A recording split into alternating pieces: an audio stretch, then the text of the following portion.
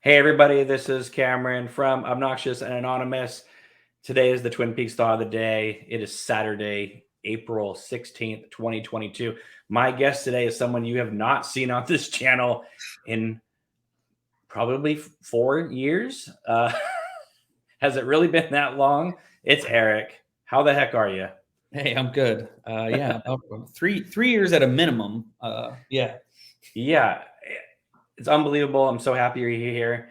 A lot has happened this week, and I really need to get your input on it all. Sure. Um, so first of all, I have to ask you, how the heck are you? And do you still hate season 3 as much as you did back in the day? Well, I'm good. Fans of this channel wouldn't know this. We talked a little bit about it in the days of the Sausage Factory, and forget what we call it. What's the new version of it? Oh, region free. That region free. That's it. I moved. I was living in Washington, very near Twin Peaks, and I live in Austin now. So I moved down. But you lived in that area when season 3 was airing. That's true. Yes. Right. I was in Everett, Washington then. But well, that's where Laura's house is. So that's actually that. Yes. And I finally did, before I left, by the way, I finally did see Laura Palmer's house. And I got to admit, like, it's the magic of like TV, making movies, because that neighborhood is, first, it's a gorgeous neighborhood that's like overlooking Puget Sound. So the fact that they sort of make it seem like just this nondescript suburban neighborhood is very good. But I'm good. Do I hate it? I it's funny, until you start getting me talking about it, Cameron, I don't really think about it much. But if you start getting me going, I kind of remember all the reasons why it upsets me and angers me. So I suppose well, this is what I remember. I remember you being on board with season 3 pretty much almost all the way through until, like, I think it was the last night, or maybe the second last night, you started getting a little worried. But then the last night, I think you just threw up your hands and just said, you know what, this is like you were kind of, I think you were very much like a lot of people, and saying, like, this seems like it's going somewhere, they're building to something. Yeah. And especially since Kyle was on Twitter saying, like, everything is gonna tie up, and Yeah. right, it's like, what script did you read, Kyle? Because that's not what we got. Yeah, I think, honestly, I started losing faith. I think you're right in what sort of the straw that broke the camel's back was probably like part 17, which I think that, didn't they air on the same night? I think it was a Yeah. 2-hour finale that night. Mm-hmm. But it was definitely that long screed from Gordon, where he basically explains how, wait a second, everything you thought you knew 25 years ago wasn't true. In fact, we had this secret plan that you never knew about. And I just, that kind of like storytelling drives me bananas. Because also, too, I mean, think of how big of, Twin Peaks geeks we are. We've watched those episodes a gajillion times. Like, when plausibly would all this have happened? Like, it would have happened when he returned back to give Cooper his gun and reinstate him into the FBI. But right, according to those episodes, he's spending half his time, or the majority of his time, hitting on Shelley. Right. And I feel like if Cooper did get a bunch of information between, and right around that time, Major Briggs is kidnapped by Wyndham Earl, right? So that really shortens the time too. And right, Cooper is, trying to deal with Wyndham Earl being in town and also date Annie. So I'm not quite sure, like, if they mentioned the whole Zhao Day thing to him at that time.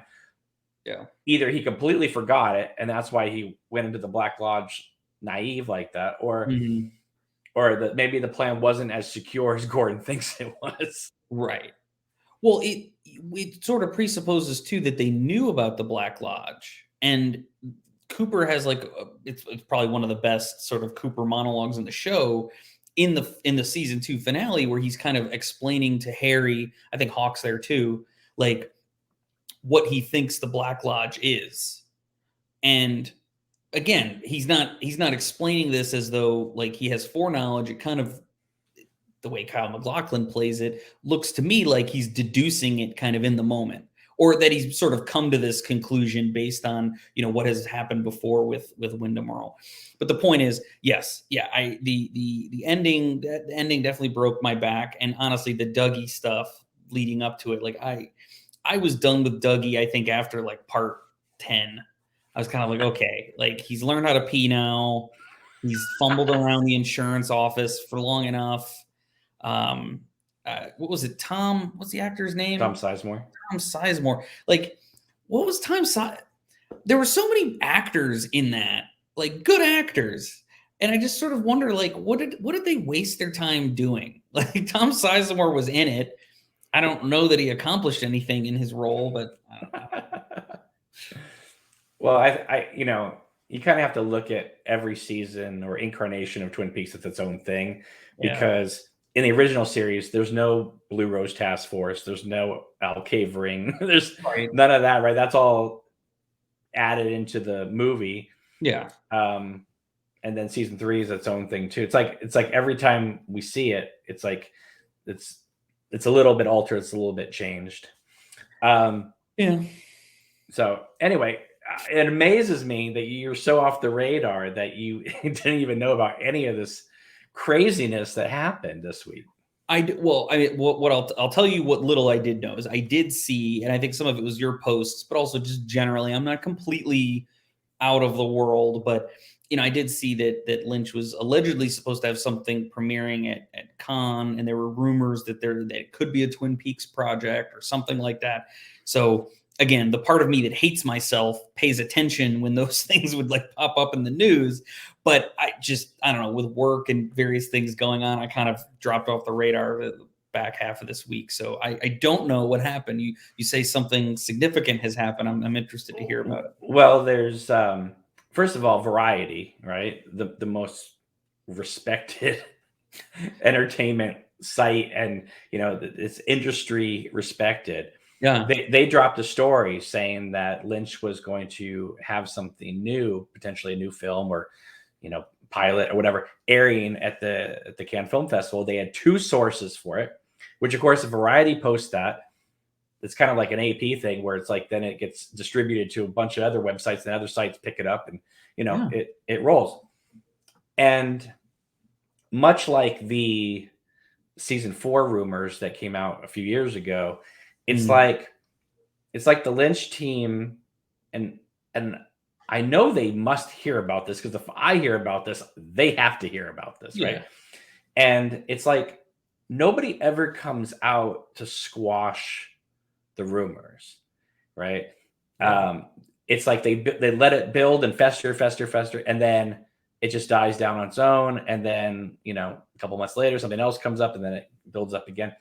But they've never come out to say, we're working on something, it's not, or it's not Twin Peaks related, but we're working on something, or, oh, don't worry, something. I mean, they just don't do anything about it. They just let it go.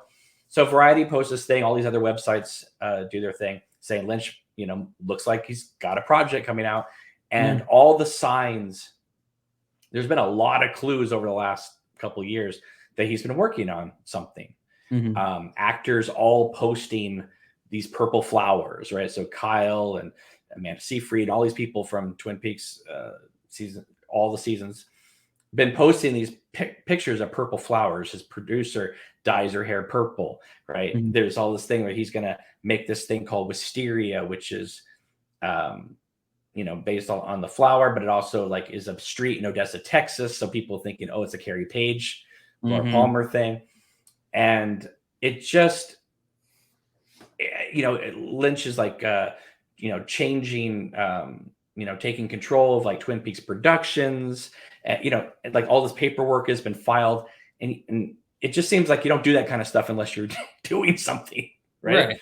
And anyway, so all these websites run with it, and then on Tuesday, Lynch does a podcast and then another interview with another website. So I believe Entertainment Weekly and Deadline. And he's like, I have nothing coming out to the Cannes Film Festival. But again, it's like 24 hours later, after the internet's exploded, he puts this out through 2 different competing websites.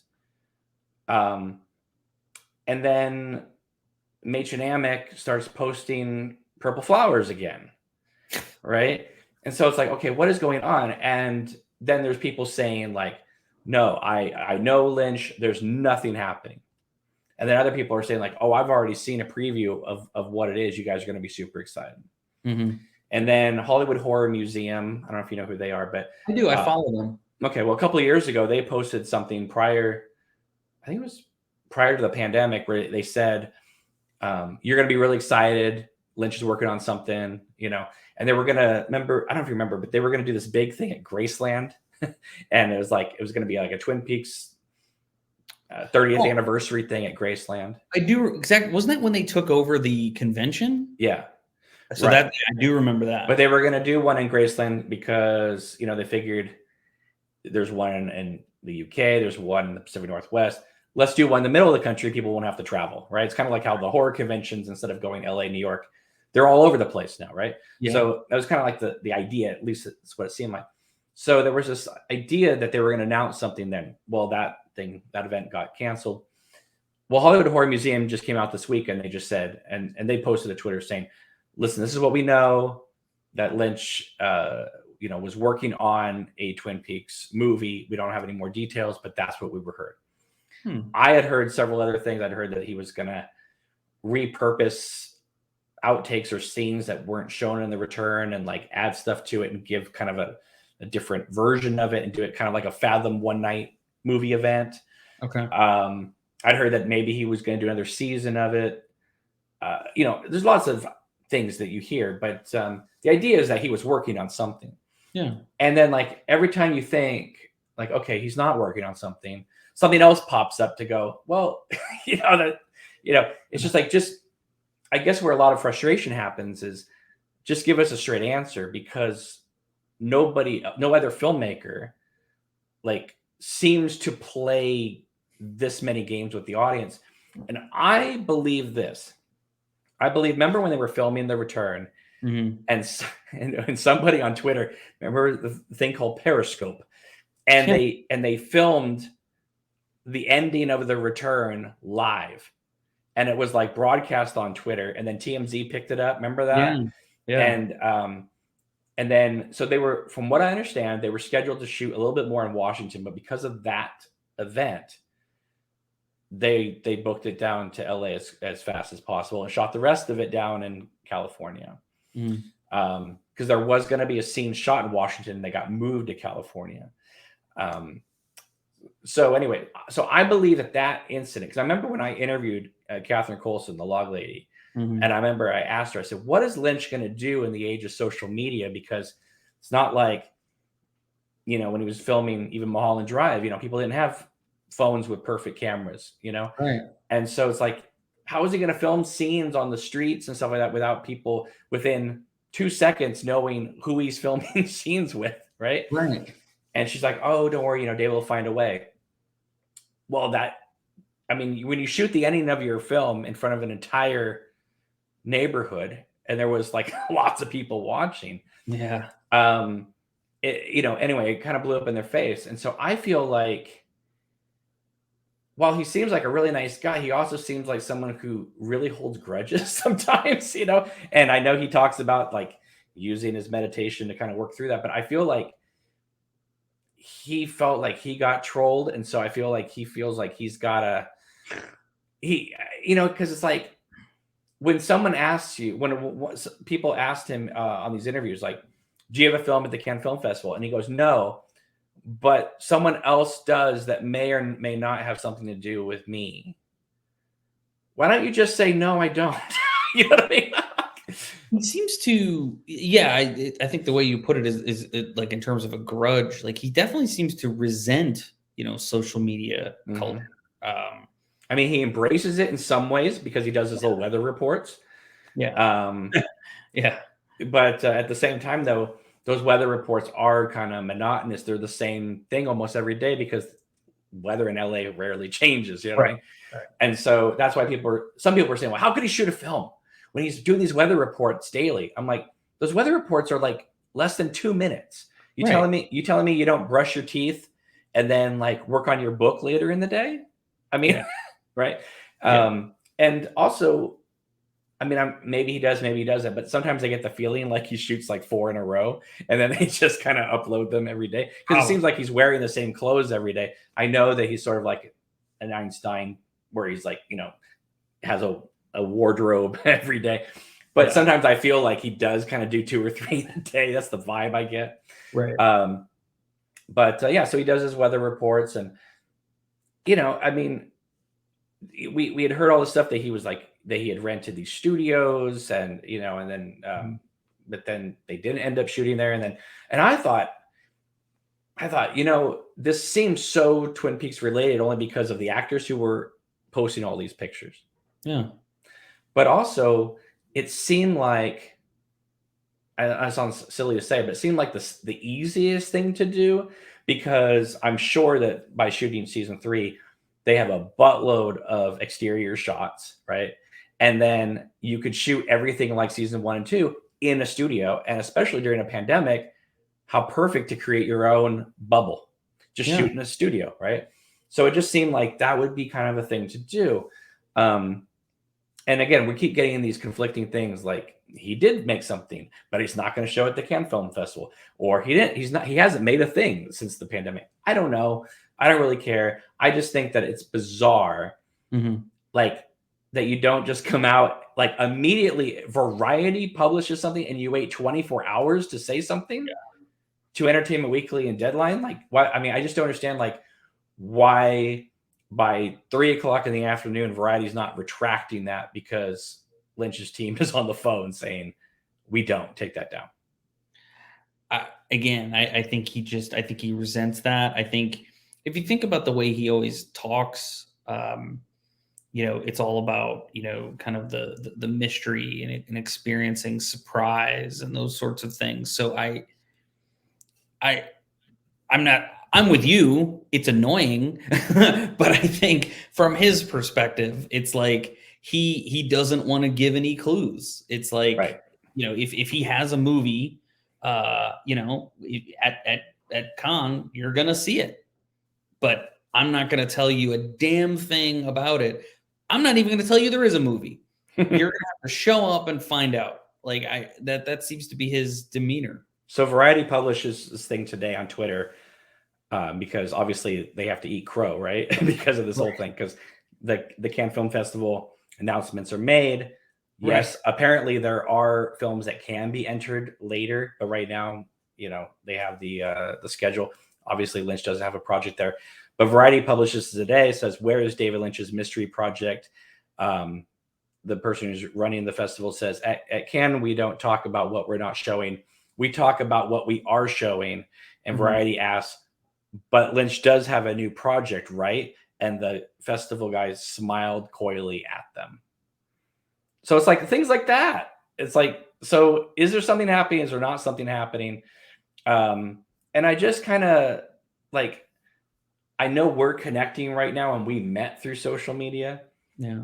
but like, I don't know. I almost feel like people didn't get frustrated with him prior to social media. Like even when he had davidlynch.com, when he posted something, it was never to like play games with people. It was kind of like we're doing a screen of Inland Empire tonight at this theater, or something like Mhm. that. It was like informational.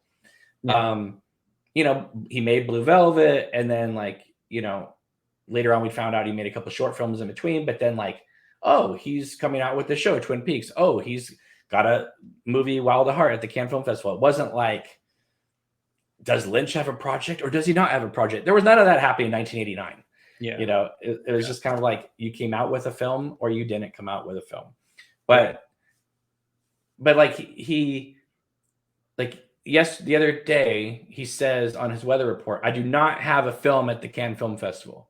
Mhm. But then today he goes, I've been thinking about the song um, from Twin Peaks season 3. That old song where when the woodsman's like cracking the heads, and when Cooper and Diane are having sex in the motel. Yeah. And it's like, so people are talking about you potentially making a Twin Peaks film or having a film, period. Mm-hmm. And you're going to now reference a song you used twice in season 3 the day after you. Do you know what I mean? It's like, yeah, it's not just a coincidence. It's playing games with people. It's like this whole thing of like, did you or did you not make it? And I feel like, while for a lot of people that might be fun for them and they might just go like, oh, it's just Lynch being Lynch, I personally feel like it could be dangerous and burn bridges with people that no one wants to go on a roller coaster tour. They just want to know, like, if you're not working on something, great. If you are, fantastic. But I keep, and other people said to me, well, how could Lynch ever make a film and keep it secret? And I'm like, I mean, you're in Austin, Texas. Yeah. It's like Richard Linklater made Before Midnight and Boyhood without anybody knowing he was making that film. Right. He spent 12 years on Boyhood. Nobody knew Patricia Arquette was making a film for 12 years. Right. Or it's like, oh, I have a new film with Ethan Hawke and Julie Delpy, Before Midnight. What? You made another one? Oh, we went to Greece and shot it. Oh, that's why we never heard of it. You know what I mean? It's like, you can make something secret. It's possible. Absolutely. Absolutely. So, and, if you just rent a warehouse and go in there and have people go into different doors, anything's possible. But anyway, I just feel like for some people, there's been a lot of pushback. We've talked about the Twin Peaks community a lot over the years, but so a lot of people are very excited. We're very excited about the potential of news. And then other people were like, oh, he's got nothing. Okay, fine. Ended up he's not showing something. But some of these people act like they're in the know, like they have David Lynch on speed dial, and it's like they're aware of every move he makes. And it's like, you have no authority over this. You may have been right in this moment that he doesn't have a film right now at the festival, but you don't know if he has something or not, or he's halfway through something, or And anyway, and so people are like, I feel like the fans were at fault here for expecting Lynch to have made a film, and it's the fans that built it up, and it's all their fault. And also, I'm like, the fans didn't write the Variety story, right? And if Variety says, Steven Spielberg's making a new Jurassic Park movie, I'm gonna believe them. It's not some blog from the Philippines or something saying it, right? Right. It's like, okay, it's Variety. And so it's like, I just feel like, well, how can you not be excited? And how can you not have, when you see all the actors posting stuff that seems to be in connection with what Lynch is saying or is doing behind the scenes, how can you not get excited? It doesn't mean that, like, I don't know. It's like, there's a lot of bad things happening in the world. It's like, can't you let fans be happy? Like, even if it ends up not being true, can't you let them just enjoy the idea of maybe getting something new, regardless of whatever it is? I mean, you've seen fandoms before. Like, what is there a need to, like, destroy fandoms from within and make people feel guilty for wanting something from a creator? I don't think so. It's strange, because it's like, if you think about the other sort of fandoms that become overwrought, you think of Star Wars. If anything, the Star Wars fans were for a while mad when he would make something new, because they were afraid it was going to be not good. I don't. Again, Lynch is so idiosyncratic. I think it's like this is more of him kind of living in a class all of his own. I myself don't understand it. I'm with you. Like, if you don't have a movie, say that. I mean, but I guess I just don't know, like, where does, to your point, like, Variety is Variety. They've got pretty good sources, you'd think. In the face of that, it just seems odd to me, even for him, to deny it if he actually does. I guess we'll find out, whether or not that's true. It's this weekend, right? Well, I mean, they made the announcement this May is when the festival is. Sorry. I guess we'll find out. I don't. But even if he doesn't, I mean, can he just?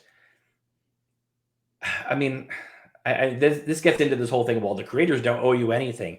Right. No, but at the same time, though, if people are reporting that you've made a film, Right. can you just at least acknowledge that, like, oh, we're still in the beginning stages if we were even going to go forward with a particular project? Can you just say something like you're thinking about doing something? If you know, I mean, it's not like we're asking for anything more than a woman in trouble. I mean, just there's a part of me that wonders if it could be he's not making a film, but he is doing something, and it was like misconstrued as a film. Like whoever those sources are, or whatever we've all been hearing about, people are misunderstanding what it is they saw or they heard or they saw paperwork for.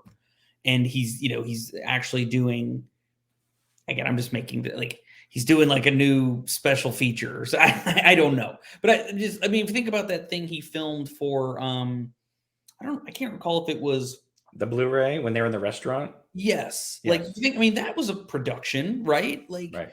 There, and I think people at the time had been sort of theorizing, like, oh, Lynch has got a new project. And I think it turned out to be that. I don't know anything, but I'm just saying, like, maybe he's being truly honest, and maybe somebody just sort of misinterpreted something along the way. But you can say that, but can't you say that and just say, there must have been, a misconnection of what was being said, right. Yeah, it's just, and also, why would Variety run a story like that without, I mean, what two sources are going to be like, it'd be really good. We get a lot of clicks. Right. David Lynch has a film. No one would make up a story like that. Yeah, no, that's fair. I mean, David Lynch is a well-known filmmaker, but it's not like that's going to get you a million clicks. Right.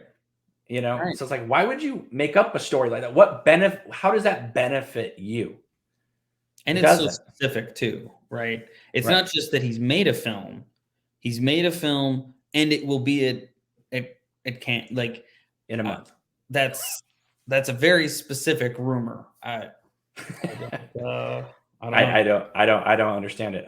But I do find this interesting. Let me pull this up here. I think you'll get a kick out of this. So this is a tweet. Brian Drew writes, I don't believe this is a Twin Peaks project, but if it is, Mark Frost better damn well be involved. And Harley Payton responded, 3 years ago seems unlikely, but given David's 3-decade-long attempt to acquire as much credit as possible, wouldn't shock me either. And Mark Frost liked Payton's tweet. There is some bad blood happening. I mean, what caused that exactly? Could it be because didn't we talk about this? Wasn't it like, didn't Lynch go off the reservation a little bit making the return? I mean, you've talked about this on your show before, but I had heard, and again, maybe I heard it from you, but I thought like there was the script, but then when they actually got to filming, like Lynch was doing other things, or he wasn't following the script, or he was doing something. Am I making that up? Obviously, we don't know for sure because we've never seen the script. Right. Fair enough. Right. But what I've gathered, and again, I could be totally wrong because based off the clues, of what I thought, we still don't have another Twin Peaks something happening here. And my feeling is I don't feel like he's making season 4 of Twin Peaks. I feel like he's doing kind of a bookend. If Fire Walk With Me was about Laura, this might be about Carrie Page, or it could be about a lot of other characters, because another alternative title they have for it is Unrecorded Night. Mm-hmm. And there's a lot of characters in the Twin Peaks universe that you could do individualized, because like on IMDb, Unrecorded Night is listed as 13 episodes. So it's like that could be one narrative, or it could be one episode is Donna Hayward, one episode is Carrie Page, one episode is, you could do something like that. So from what I've gathered is that Lynch and Frost wrote the script over Skype. Frost went with Lynch to the Pacific Northwest during that time they were shooting. Mhm. Coming back to LA when they were shooting the Red Room scenes. Then Frost went off to start writing his book, and Lynch kept shooting. Mhm. And then also what I understand is that Lynch was also rewriting on the day before they were shooting. Now, the question is, was he conferencing with Frost about the changes, or Mhm. was he doing what he has done in the last, in the case of like Inland Empire or something, where we're gonna take this scene, but we're gonna do something entirely different. Yeah. For instance, I mean, this isn't like a negative, but like one of those Mitchum brothers, right? He had not James Belushi, but the other one. He had like a bruise on his face, and in continuity, it wasn't going to match from what they've already shot, Mhm. right? So he added a scene of one of the three girls hitting him in the face with the remote, trying to catch Right. at the fly, Right. and that was to explain the bruise on his face. So it's I mean, Okay. things like that. I mean, I understand that kind of stuff, but like, also what I gather is that like the ending, like what happened, what was said on the porch between Cooper, Carrie, and Alice at the Palmer house. I think that was different. I mean, that's from what I gather, because I've heard from people who were there, Mhm. including the woman who played Alice, that Lynch was rewriting the scene before they shot the scene. What were they originally saying, or do you know, or I have have an not. idea? I don't even think they saw the original script, except for God. Oh, they just know it changed. Like they were prepped to do one Well, thing. apparently David was in like the living room, like just scribbling away. Now, filmmakers do that kind of stuff all the time, Yeah. but I don't know. I mean, I can see how that could irritate Frost. Yeah. I could see that could be still upset about Fire Walk with Me, and like, you know, I it don't I'm not sure I would buy that. After all no, this time, and he already got back together with him to do yeah. the return. Yeah, I know, but I understand. But it's just like it's one. It was like it was initial thing because him and Lynch were considered the partners for Yeah. the original. Yeah. Um, but I think the main bad blood. I could be totally wrong about this, but it just I can only go by what we've seen on social media. Yeah. That Lynch and other people affiliated with Lynch threw Mark Frost books under the bus, where they would come out and say on Facebook, um, that's Mark Frost Twin Peaks. That's not David Lynch's Twin Peaks. I do remember him. Yeah, I remember a Lynch quote I like mean, Mark Frost never comes out and says, that's David Lynch's Twin Peaks. This is my, there's none of this. I think Mark Frost seems to, I don't know. Again, I know there's probably two egos, battling each other, but it does feel like one wants to be a team player and the one wants to be the guy. Yeah. Yeah. I don't I guess And I that, don't know how and that, much of that and that's is. not a knock on either one of them. I'm just saying, like, it just feels like they went into season 3 with the best of intentions, Yeah. and they both came out of it with like two entirely different individualized works. Well, there's a part of me that wondered. I've always wondered, and again, I was so mad for a while that I sort of tried not to care. But the fact that Frost's book goes out of its way to kind of address all of the characters and all of the storylines that weren't addressed by the return. And again, I'm not even all that sure I find his book terribly satisfying in that regard, but the effort was made. There's a part of me that wonders almost if like if that was maybe a discussion like Frost and Lynch had, kind of like, like, well, wait a second, David, what about Donna? What about Catherine? Like, they're not even in this. Like, we've got to include them. And he's like, no. We're going to be hanging out in Vegas for 10 episodes. We don't need to worry about that. And and maybe he says like, well, I feel like people are going to want to know. Like, we should address it. Let me write a book. And again, I have no idea, but maybe again, I just don't know if that's bad blood enough for. Yes, but if you and I wrote a series, Yeah, and then you wrote a book, and people were talking to me, asking me about your book, and I just said, "Oh, that's Eric's version of the story." It's like it's so. It's like it says created by Mark Frost and David Lynch, yeah, and to just kind of again, again, I don't know any of these people in real life, but the idea of just throwing your creative partner and just saying like, you know what, his stuff doesn't count, and even the fans, yes, I'm talking about you guys, will like throw Mark Frost under the bus every which way, and then on certain days it's like, don't forget Mark Frost co-created Twin Peaks, and they shoot him a quick tweet, and yeah. like, I love your work on Twin Peaks, but the rest of the time on social media they're just like, it's David Lynch's Twin Peaks, you know. And it's like, well, wait a minute. If you're telling me Mark Frost needs to be a part of Twin Peaks, and yet you're telling me your favorite part of Twin Peaks is Fire Walk with Me, a part that Mark Frost had nothing to do with, Right. you're sending mixed messages out there.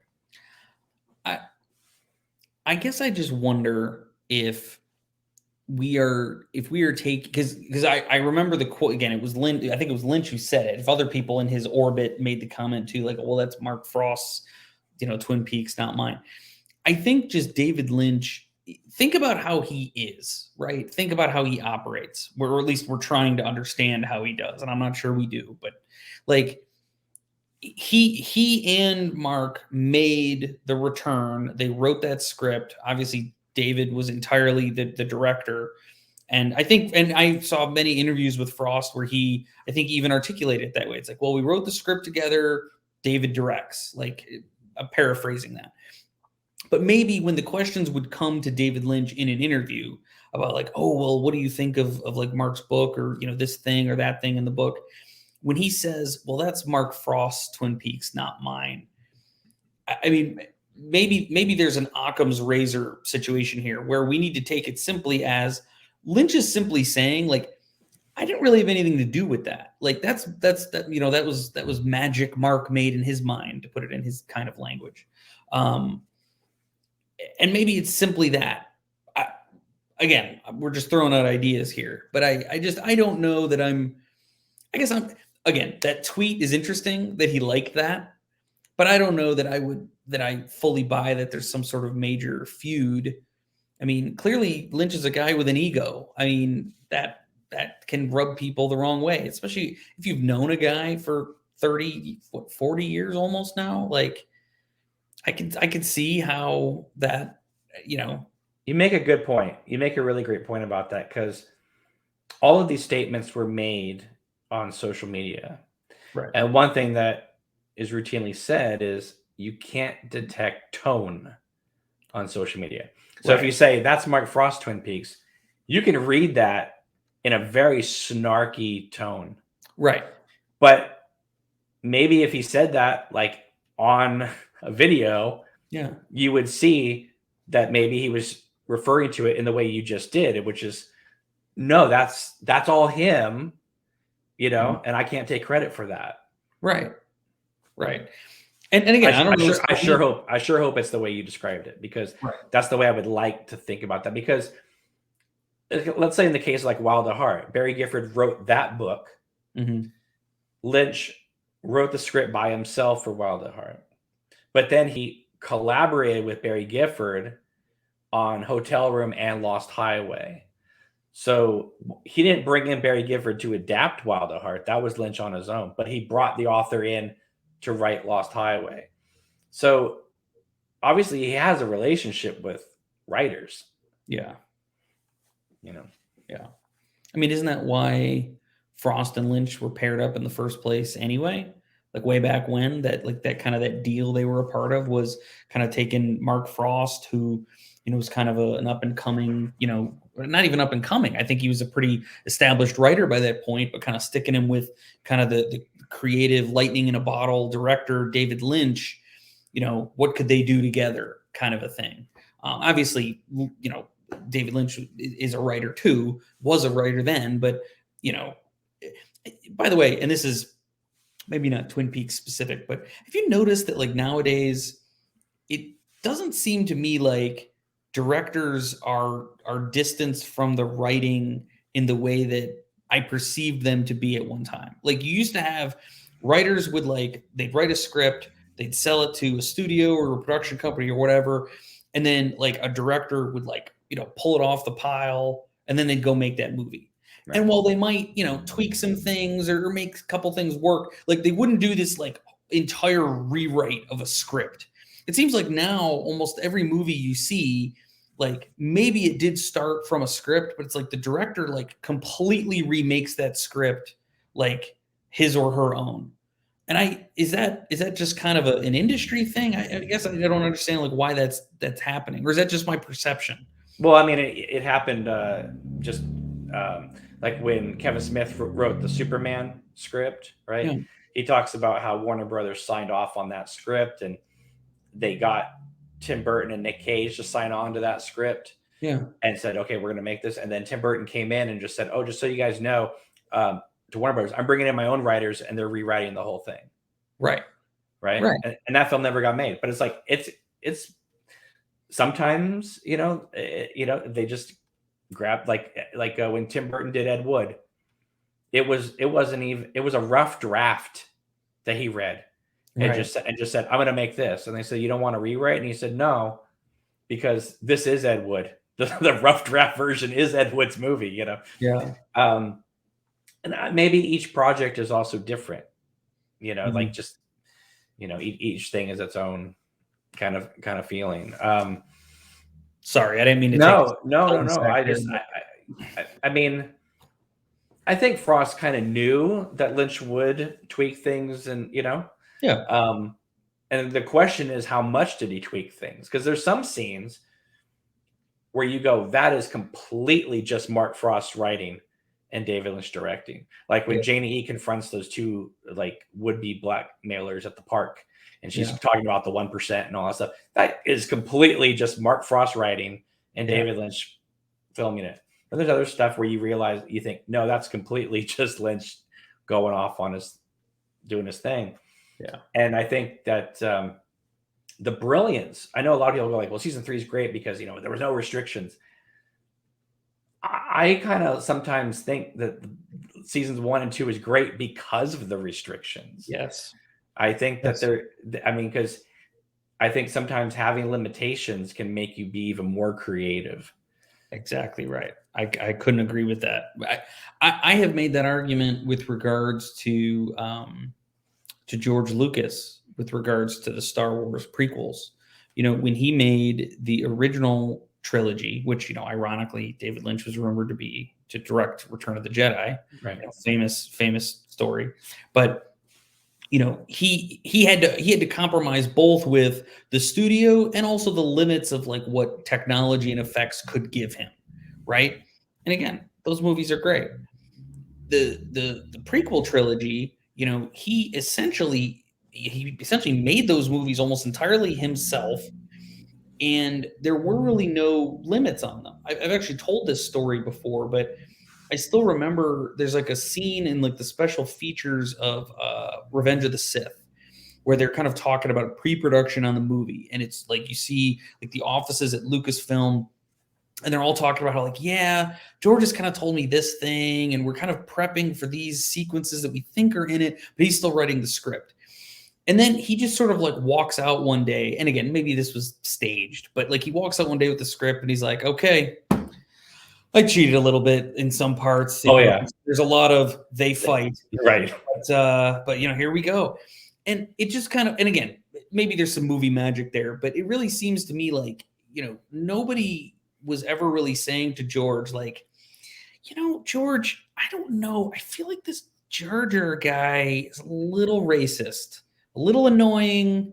Is that the best? I think he realized that because by the time Revenge of the Sith, and he gets one shot at the funeral.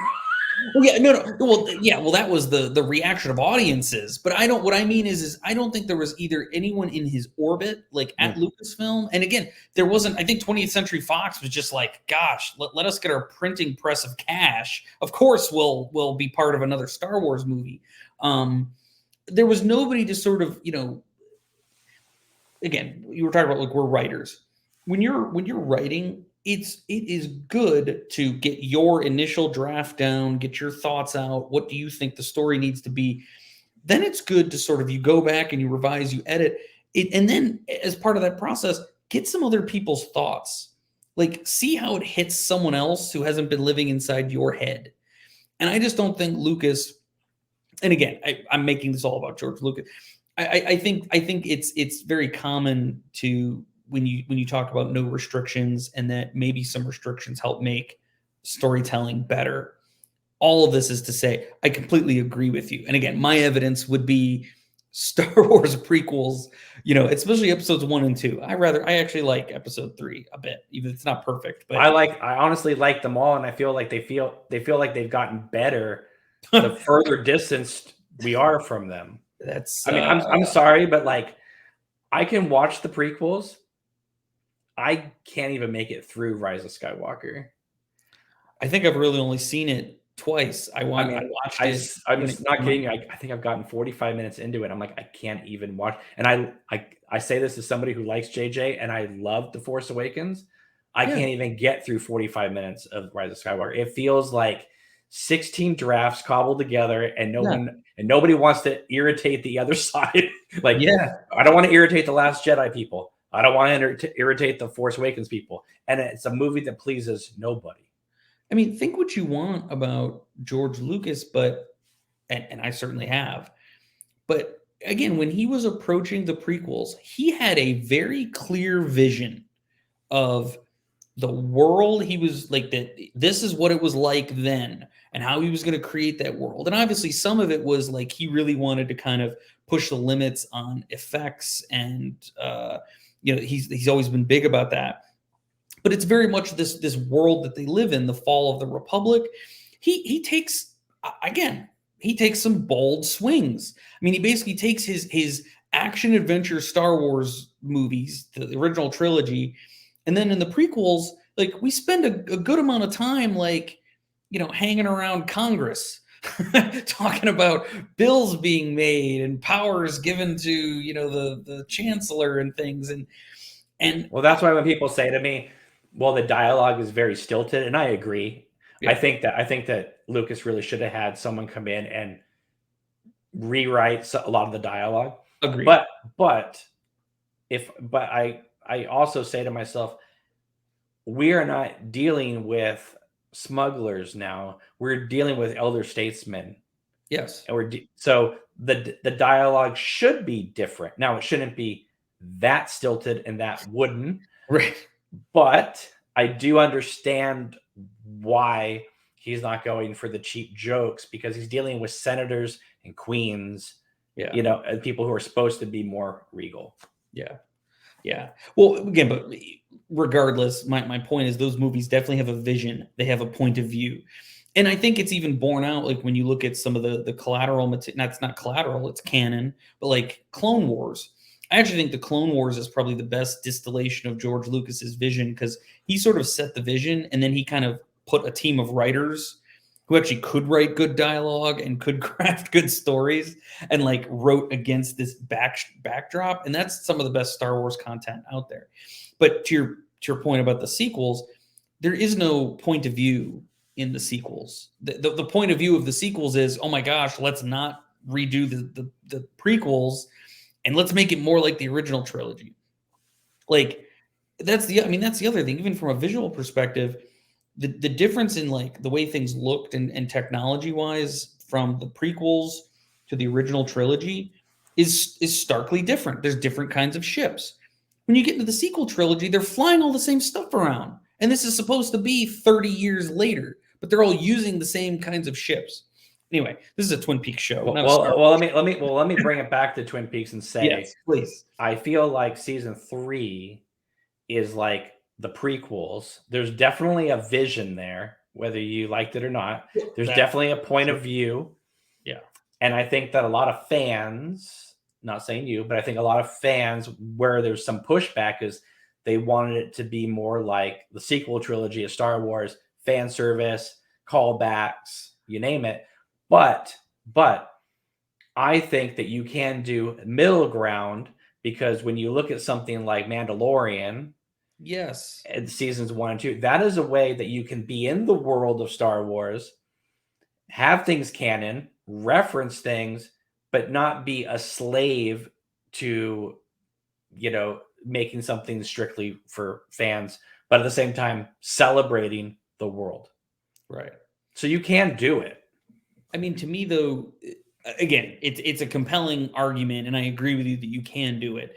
I think that using the Mandalorian as the example, though, is somewhat apples and oranges, because the Mandalorian is intended to be a spinoff, a story about, like, a story within the Star Wars universe, Right. but about some other guy you've never known about.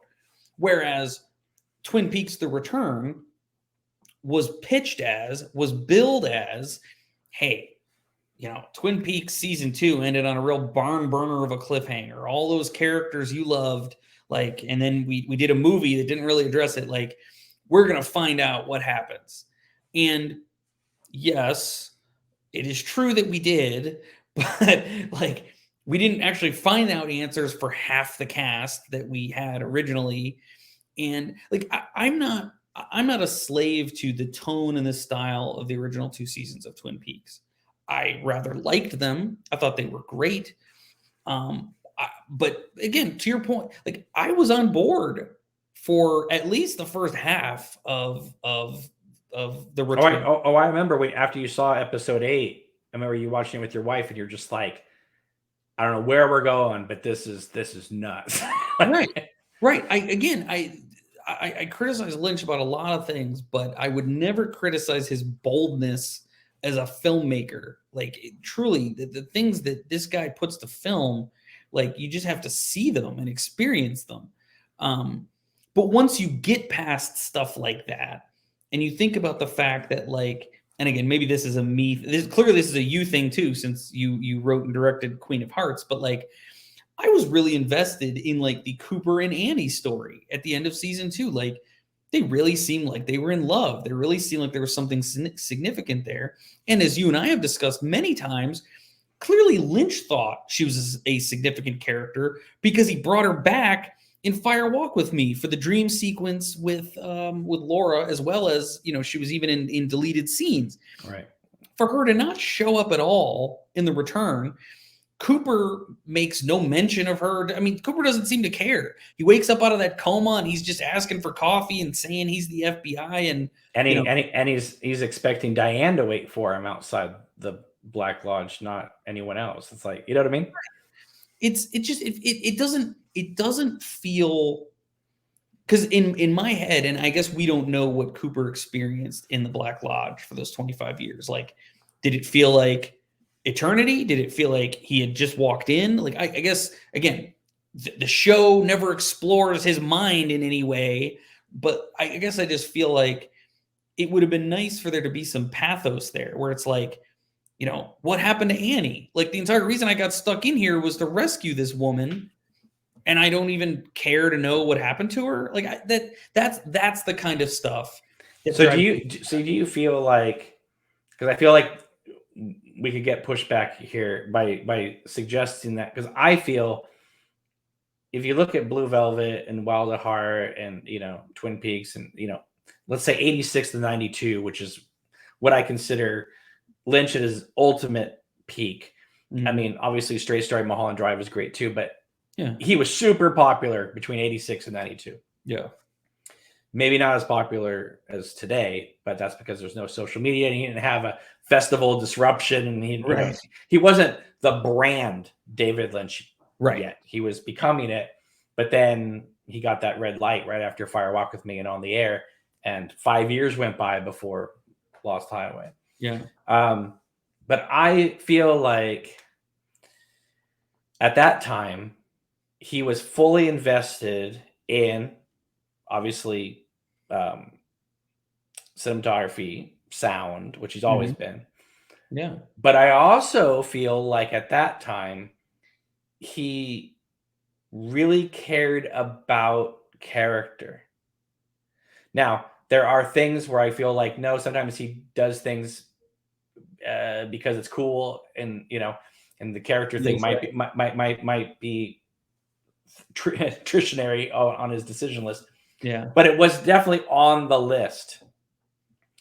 And sometimes in the return, I mean, yes, I feel like there's characters there, and I feel like, but it's like Naomi Watts' character is significant because she's one of the few characters in season 3 that actually has a through line, an Yes. arc. Yes. Most of the characters pop in for a scene, we get a sense of them, Yep. and they're out. Even Amanda Seyfried's character, it's like, was there more to this story?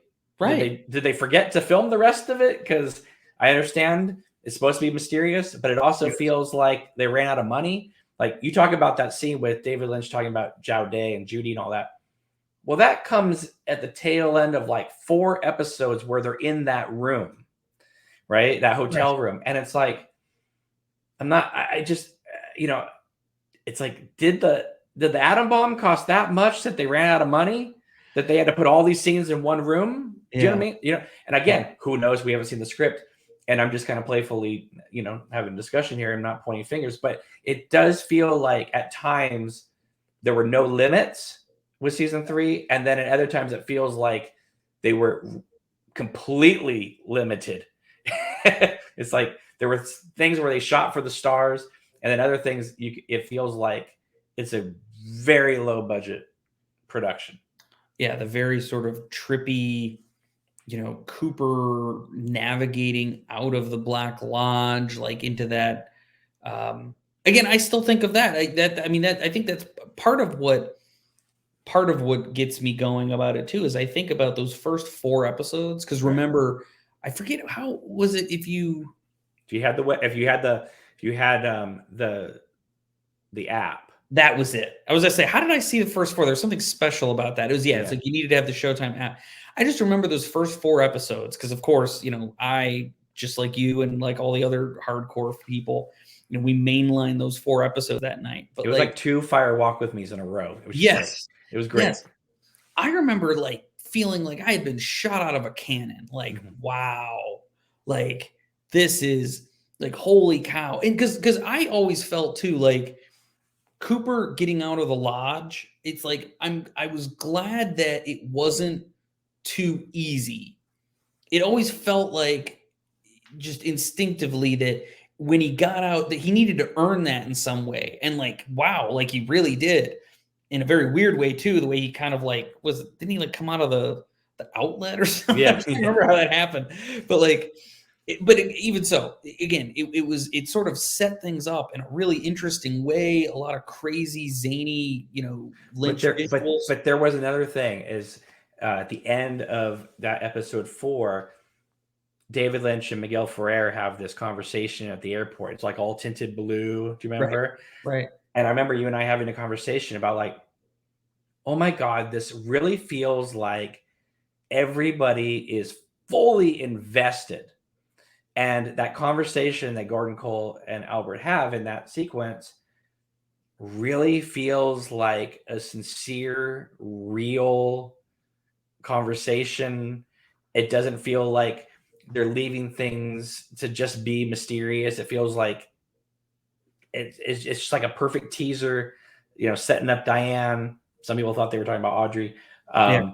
But it was like, I remember at the end of that 4th episode thinking to myself, oh my God, like they've really brought this back in a way that's like it feels new and fresh Yeah. and exciting. Um, and I think when you make anything that's 18 hours and considered one piece of filmmaking, right? Because it's not episode 2, 3, and 4. Right. It's Right. parts 2, 3, and 4. Right. I think you are going to have peaks and valleys and things like that. And I do feel, as much as I love having as much David Lynch as possible, I do feel like, maybe it should have been 12 episodes instead of 18. I feel like a little bit tightening up probably would have helped, some of that padding out a little bit. Yeah. But I think at times it feels like when we get to the ending, part 18, which I know a lot of people like, but for me, I was just kind of sitting there scratching my head because I'm like, this feels, as I've said before, this feels like the pilot of season 4 and not the end of season 3. Yeah. And it's like, it's like you're going to end this whole thing with Cooper and Diane acting completely out of character. We have no idea where they're coming from, why they're doing what they're doing. Right. There's no hint of it. People say, oh, if you read the Mark Frost book, it's kind of hinted at as but like in Star Wars, am I supposed to read 3 comics before I watch this episode to understand what's going on here? Right. And so I feel like, there were moments that, like, instead of doing this, maybe we could have dropped a little bit of information as to like why this might happen 6 episodes from now. You know what I mean? Something, lay down a foundation. I would not have been so bothered by the Judy stuff and kind of the reworking of what allegedly happened 25 years ago if maybe they had started to seed that into the story, like from the beginning, that like, hey, there's this concept of Judy, or even teases to it, or start to lay that foundation earlier in the story.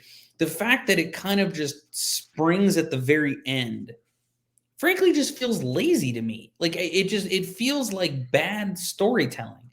And that's where I think I've tweeted about this before, for all 10 people that would have seen it, but just that I think this is where it's like, I don't necessarily jive with Lynch, because at the end of the day, like I feel like I'm a storyteller, and I like storytellers, and I like stories. Stories have characters, they have plots, there are elements to these things that are supposed to come together and make sense. Lynch, I think, and I think he would probably tell you this himself, does not think of himself as a storyteller. He thinks of himself as an artist. So he will compromise story. Like if he's caught in a position where he needs to choose between honoring story or honoring character or honoring what he thinks is going to be the most artistic shot, the most artistic sound design to convey something, he's always going to choose the latter. Now, I don't think he would have done that during his Blue Velvet days. Right. Because Blue Velvet, there's actually a very cohesive, interesting plot in Blue Velvet. Like Blue Velvet feels like a stage play compared to some of his later works. Yeah. But even like something like The Straight Story, you can tell he really cares about character. Yeah. And even Mulholland Drive, even though you get this like switcheroo in the last 30 minutes of the movie, because Naomi Watts and Laura Lena Herring and Justin Theroux are so likable in their roles, that you're willing to follow them through everywhere. I think one of the issues with The Return that you could bring up is that there were so many people in it that, with the exception of maybe 4 or 5, obviously Kyle MacLachlan, because we have a natural connection to him. Yeah. But like Ray and Naomi Watts' character, Janie E, obviously Gordon Cole. And there's just certain people, other people just kind of popped in and out. And so you couldn't really connect to people because you didn't know how long they were going to be in it. Yeah. You didn't know how long their story was going to be in it. And also The Return, compared to a lot of other Lynch's works, is almost at times Stanley Kubrick cold. It's not warm. Very cold. Yeah, very cold. Not warm at all. And that, by the way, to me, that was a stylistic choice. That was a choice. It had to be. Yeah. It has to be. But what's disappointing about it is you didn't have to emulate that early 90s style, but there's a way you could have kept the warmth. Now, again, maybe the stylistic choice was also meant to convey, because remember, we've talked about this. Well, we did talk about it, and I'm sure you talked about it since then, that, I think a lot of fans at the time had the theory that the way the thing was unfolding and the way people were behaving, like something wasn't right with the world. The fact that Good Cooper was in the lodge and this dark version of him was out there, like the world had become inverted. And so it was no longer this warm place and it was darker. after having seen the whole thing, I don't know, maybe, I guess that never really came through. I feel that way, but I also feel like for fans like you, that probably would have made more sense if we spent more time in Twin Peaks. Right. Like for instance, the Matthew Lillard character. One thing that has been suggested by people, which I actually kind of agree with, which is if he's going to be the principal, right, and he's out in not New Mexico. Was it Montana? No, Buckhorn. Yeah, Buckhorn, Montana. Yeah. Right, Montana. That maybe he should have been the principal of Twin Peaks High. Connect it so that Gordon and Albert are in Twin Peaks the whole time. Right. And that's a way of doing the exact same story with no changes except they're in the town. Because again, what you were kind of saying a moment ago. No, it's North Dakota. Sorry, you're right. North Dakota. You're right. Yeah, you're right. Yeah. Where was Montana in it? Did they go? They went there. No, it's Missoula, Montana. That they always talk about. That must be. Yeah. That's where I'm getting. Yep. I think you don't really know in any show, in any series, even though a story is unfolding, even though there might be beautiful visuals and beautiful sound and dialogue, you still need to have someone to follow. And in Twin Peaks: The Return, even though ostensibly at first it seems kind of like, okay, we are going to get to follow Cooper. The second Cooper becomes just a gibbering weirdo, like we sort of lose that in him. And interestingly, it kind of seemed like Hawk picked up the baton for several episodes. And I was digging that. I was a huge Hawk fan in the original series. I always liked when he was on screen. He always seemed like he just had a really great gravitas. That Michael Horse, just a great actor.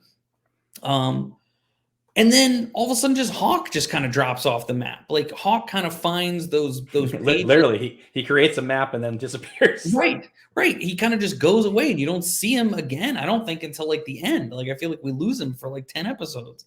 Yeah. But and then when he goes away, like there's the only other character that we're kind of following, and I kind of resent this, is Gordon Cole.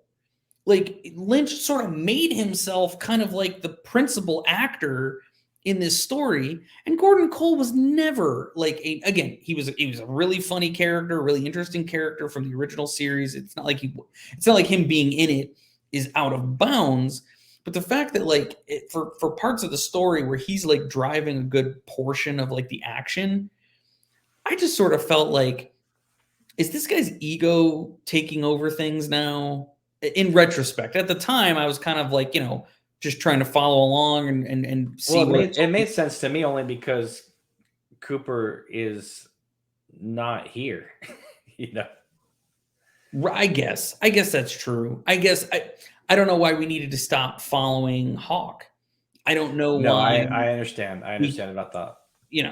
Or to your point, like another character that we knew from Twin, like Bobby Briggs. Bobby Briggs is now a deputy. I actually thought there was going to be a twist with Bobby where he was actually part of that like drug trade that they were tracking down, but no, at least nothing that ever came out in the show. And I thought, wouldn't it be a good twist if they're reopening the Laura Palmer case, they discover that Bobby had killed a sheriff's deputy from Fire Walk With Me. Exactly. Right. Exactly. Do something like that. But where I was going with that though was like maybe Bobby could have had a more central role. Like maybe he could have been part of tracking some of this stuff down. I guess I just don't.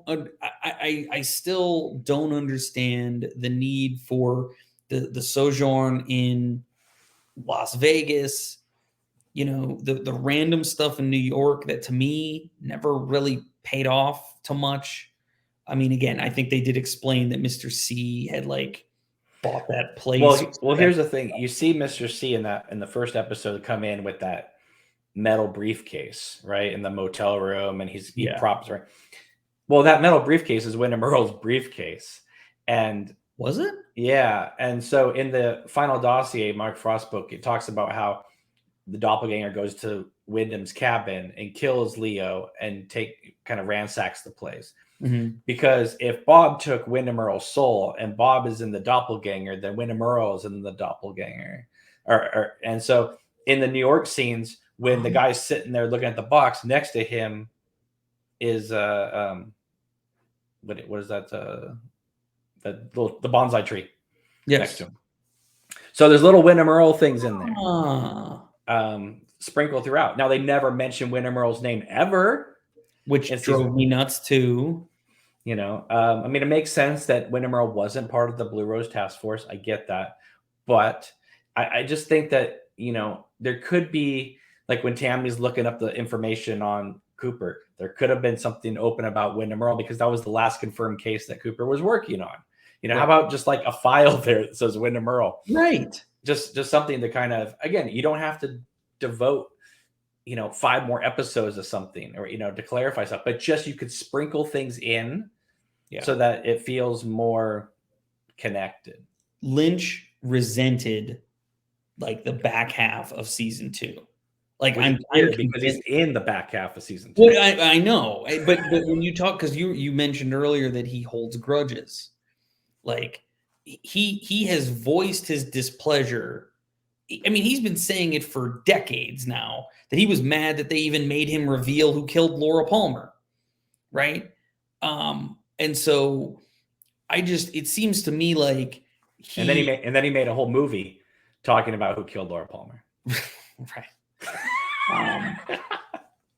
Again, he's a man of contradictions. I don't claim to understand him, but I guess my point is just simply that he's clearly shown disdain for that like second season, especially the back half of season 2. Oh, he's called it shit. Yeah. Like in an interview, he's just like, he's like, oh yeah, season 2 was complete shit. And I'm like, look, season 1, okay, this is how I describe it. Season 1 is the best season of Twin Peaks because it's so tight and, you know, it's all killer, no filler. But season 2 is my favorite season, flaws and all, because season 2 is where it becomes mythic. Season 1 is a fantastic murder mystery, surrealism, funny comedy, you know, everything. But season 2 is like where Major Briggs becomes not just Bobby's dominating father, but Major Briggs, like this epic character. It's the Madeline Ferguson death scene. You know, there's so much stuff in season 2. I mean, that I adore, and we've talked about Lost and other shows where it's like, yeah, are there bad things about it? Sure, but the good far outlast the bad of season 2. Well, it's funny too because people pick on the stretch of episodes where Cooper gets like suspended and he basically like becomes a deputy and he's wearing flannel. I love those episodes. I loved those episodes, like because it made sense. Cooper was clearly in love with this town. He recognized it was a special place. He'd become friends with the people there. You know, the sheriff like clearly had become his friend. He was giving him a job to help him like solve. I forget which case he put him on. Maybe it was the Wyndham Earle thing, but it was also Josie and all that. And Joe, right? But like, it just made sense to me, and I just sort of liked the idea that like Cooper was like hanging around the station now, wearing flannel, still drinking coffee. He was like one of the guys, and then once he got put back in the FBI, he put the suit right back on. But like, I sort of liked the extent to which. Because during that stretch too was when he was looking at buying property there. Remember, right? I love that stuff, and again, some of that might even overlap with the friggin' James and Evelyn stuff, which is, you know, we all joke about that all the time. Though that's maybe the only part of season 2 that I just can't like. I've never been one to fast forward through things, but that probably brings me about as close to fast forwarding. All right, well, here's how I feel about it. There's only so many episodes of Twin Peaks, so the time is finite. So I like all of it now. Do you know what I mean? It's like even Ben-Hur and the whole Civil War thing. It's like I like that. It's silly. I like too. It's silly. It's ridiculous, but everybody commits to it 100%. Yes. And so I believe it. Let me throw out one more thing. Sure. So my friend Ben, he brought this up to me and I thought, that is brilliant. And that is, So in season 3, right, you have Cooper's Dougie, and then he electrocutes himself, and he comes out of the coma, and then at the end you have Freddy, the guy with the green glove, and he's like rocking the bob ball and stuff like that. Well, Ben brought this up to me, and I thought, this is brilliant. He goes, at the beginning of season 2, Nadine wakes up out of a coma in the hospital, and she's got this superhuman strength. And even though she does display a little bit of it in season 1, where she bends the exercise bike back, right? He's like, I wonder if Nadine was like one of the first tries, like Freddy with the green glove, of like bringing someone back that could combat Bob. Yeah. Interesting. And I thought that's an idea. And because he said that his thought was when he was watching season 3 and she got the golden shovel. That was at the time when we thought the golden shovels were going to add up to something more than just the info commercial. He thought that Nadine was being prepped to combat Bob, or at least something. She was going to be part of the whatever the finale was going to be. And I thought that's kind of an interesting idea that that she would come out of the coma and she'd have the superhuman strength. And like even Dick Tremaine at one point says in the interrogation room, with the cigarette, he goes, got a light. And then it cuts to the sprinkler system, and it's like dropping water and stuff like that, right? And that's when it goes off when Leland kills himself in the jail cell and it starts coming down.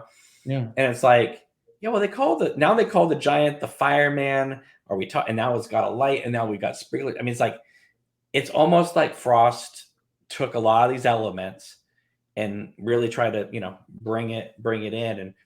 And it doesn't spell it out for you entirely. You do have to kind of go back and look around and stuff like that. But yeah, I did find that a fascinating idea that maybe Nadine was the first try. Now, of course, that's all retrospective thinking, right? They weren't thinking that at the time when they made it, but it is an interesting idea.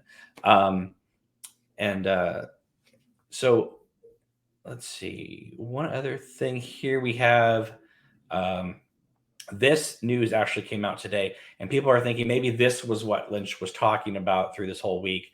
The idea that David Lynch is launching a $500 million world peace initiative. Basically, he's continuing on with the idea of creating the school of meditation and stuff like that.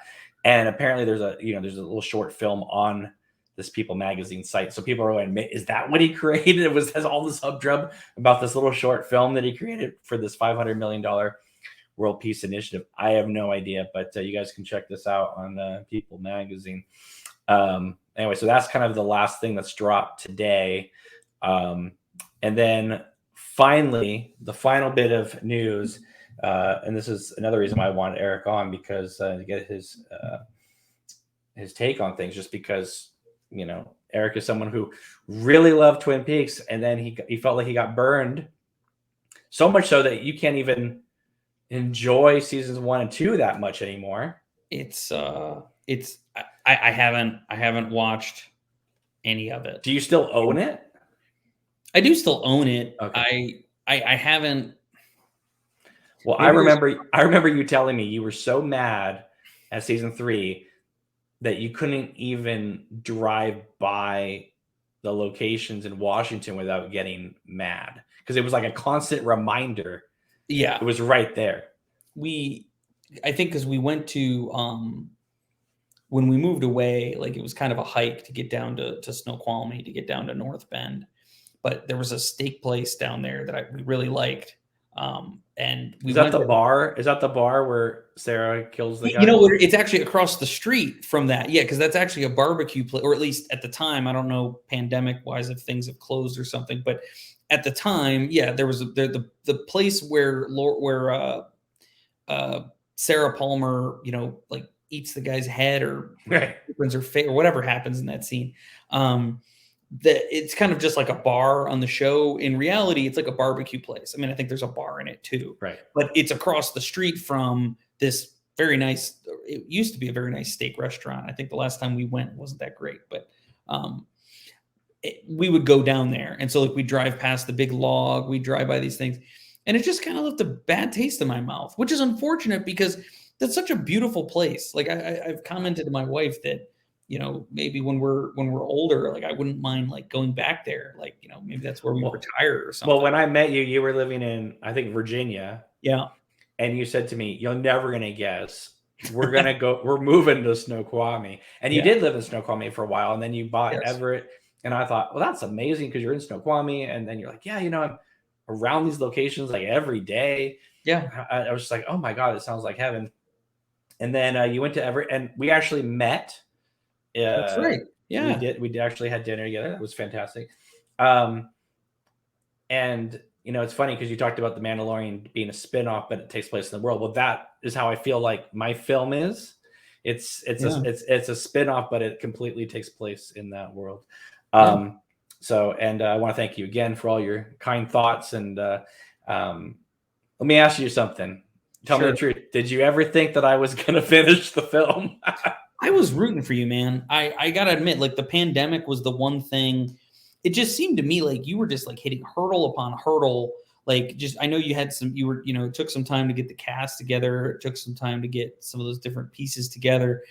And then it was like when the pandemic struck, that was where I probably had the most doubt. I was like, oh my gosh, like how's he going to get this done?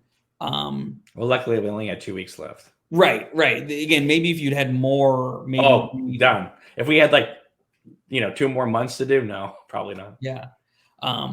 But you know, the good news is not only did you get it done, but the end result, Cameron, it's I hope I don't seem like I'm just blowing smoke. I genuinely mean it. Like if the return had been more what you did, and I don't necessarily mean like the filming style. Like, and I give Lynch all the credit in the world for his cinematography, his sound design, all those things. But I mean, like tonally, character wise, honoring the story that came before. Like you found all kinds of interesting ways of plugging things together that I wouldn't have even thought of. Clearly, Lynch didn't. Or can you think of an example? Well, I think about the way you use. Well, I want to make sure I'm not spoiling people. Remind me. I've seen the first 4 parts. Did you do part 5 yet? It's all out now? No, just the first 4. Then maybe I shouldn't say, because the one that's coming to mind, I'm not 100% sure if I've seen it yet. But I think I read the script things, and there were in the script I remember some things that I was like, oh wow, that's how he did that. So I don't want to. Is it playing? You know, how you read it, or is it playing different than the script? I frankly think it's actually playing better. Like really? On the page, I did feel like. And please don't take this as a criticism. This is probably true of all scripts. Like you read the script and you really need to see someone live it to bring it to life. I thought that, like, particularly the scene of Annie and Cooper in the hospital room, when I read the script, I remember kind of thinking, like, I don't know if this sounds right, or I don't know how this is going to play. And I thought your actors did a tremendous job of bringing that to life. And not just bringing the words in the page to life, but making that Annie and Cooper, or not Cooper, as the case is. Right. So I was definitely impressed the way that it brought the page to life. Like as I say, Cameron, your movie impresses me. I very much like it, and listen, as somebody who, you know, I consider you a really good friend, even though you haven't been on the show in a while. But, you know, we've known each other for a long time now. And because I know how you felt about season 3, I was always really interested in knowing how you felt about the film. So I remember sending you the script, and, you know, I remember you going like, yeah. Like, it was very much like, yeah, I can see how this is going to work. And then, so I was always curious to know what you were going to think of the final thing. But, like, you know, I mean, Maddie as Annie is like, she is Annie. I mean, that is like, you know. Well, that was, again, I always thought that, again, I thought bringing some of it to life was going to be a challenge. And I also thought that because Twin Peaks is so iconic, casting was going to be critical. Right. And again, I know you had some challenges, like, you know, some people dropped in, some people dropped in and out and things. But like, I was just impressed too with like, again, just to pick a random example, but the actor who played Major Briggs, Right. didn't look a ton like the actor Don. What was it? Davis. Don Davis. I'm sorry, his name is escaping me. But like embodied Major Briggs, like in a really like accurate way. Like, again, he didn't look like him, but it's sort of like I heard Major Briggs through his dialogue, through his line reads. That was always going to be the hardest thing, because it's not Kyle MacLachlan, it's not Heather Graham, it's not right. Don Davis, it's not it's not Laura Dern, it's but at the same time, though, it's the essence of them, and in a way, there's more Annie in this film than there is in the season 2. So Caroline, how do you feel about Caroline? I actually really liked your take on Caroline, because it's that thing where Cooper has this kind of like idealized, when Cooper talks about her, right, it's this kind of idealized version, this idealized memory. And then when you meet Wyndham Earl, I don't know if it's just me, maybe other fans thought this too, but it's like you sort of think like, gosh, who would have married this guy? And I know he clearly like snapped. He wasn't always like this. Something clearly like broke in this guy's head. But you still think like, God, who would have married this guy? And so I appreciated the sort of, I don't know, is whimsical the wrong word? She has a quality to her that it shocked me. And again, I don't know that I fully got that in the script the way that it comes out in the performance. So, well, again, she plays it like somebody who has been married to Wyndham for 10 years, and she's a little off. She's a little off because of him. That's fair. Well, there's that, but also, I mean, the mind games between both of them, right? But also, when you see her talking to Cooper, she's much more, I mean, she's still herself, but she's much more contained. And so it feels like she's putting on a performance when she's around Wyndham. And then when she talks with Cooper, she's much more relaxed, I mean, she's still herself. You can still see she's a little quirky. Right. But when Wyndham's around, she's like, ha, ha, ha. She's making those laughing sounds and stuff like that. And I mean, the dinner scene, I mean, to me, I felt like that is going to be the moment, because Twin Peaks is all about dinner scenes. There's James and Donna. There's the Fire Walk With Me scene. There's Major Briggs having meatloaf with Bobby and knocking the cigarette into the meatloaf, all the Ben Horn dinner scenes. All the Ben Horn. Yeah. So, I mean, dinner is something, and it's something that plays through Lynch's work as well. But I thought, wouldn't it just be so amazing to see Cooper having dinner with Wyndham and Caroline? And what would that be like, And it's just like, it's madness. It's crazy, And at the same time, they're like, I remember the actor Nico who plays Cooper. He was like, Kyle's, I said, I understand Kyle is Cooper. It was created for him. But I said, what's really nice about this part is that this is more Jeffrey and Blue Velvet than it is Agent Cooper. Yeah. So that's you gave him, like, he's definitely playing like, it's funny. And I don't know whether this is entirely an apt comparison, but I don't know if you saw the Batman. Not yet. No spoilers or anything, but I would only say that in the movie, which I rather liked, the version of Batman that Robert Pattinson plays, he's clearly Batman. Like, this isn't like he's a total like amateur or anything, but he's got rough edges. He doesn't yet have it all figured out. And it feels like it's the same concept with the version of Cooper in Queen of Hearts, where he is Dale Cooper, and we see that. And again, your actor brought that forward wonderfully. But he's got edges. He's not the finished product, clearly. So my feeling is, much like James Bond in Casino Royale, my take on it is Cooper isn't fully Cooper until Caroline's dead.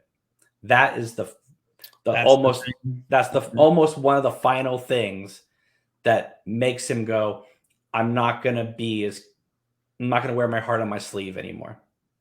Right. And so when you see in season 1, when he comes in and he's the pilot, he is no nonsense. Yeah.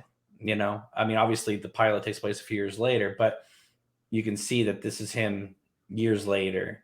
And the idea was that he didn't really open his heart again until Audrey and then fully Annie. If you're right.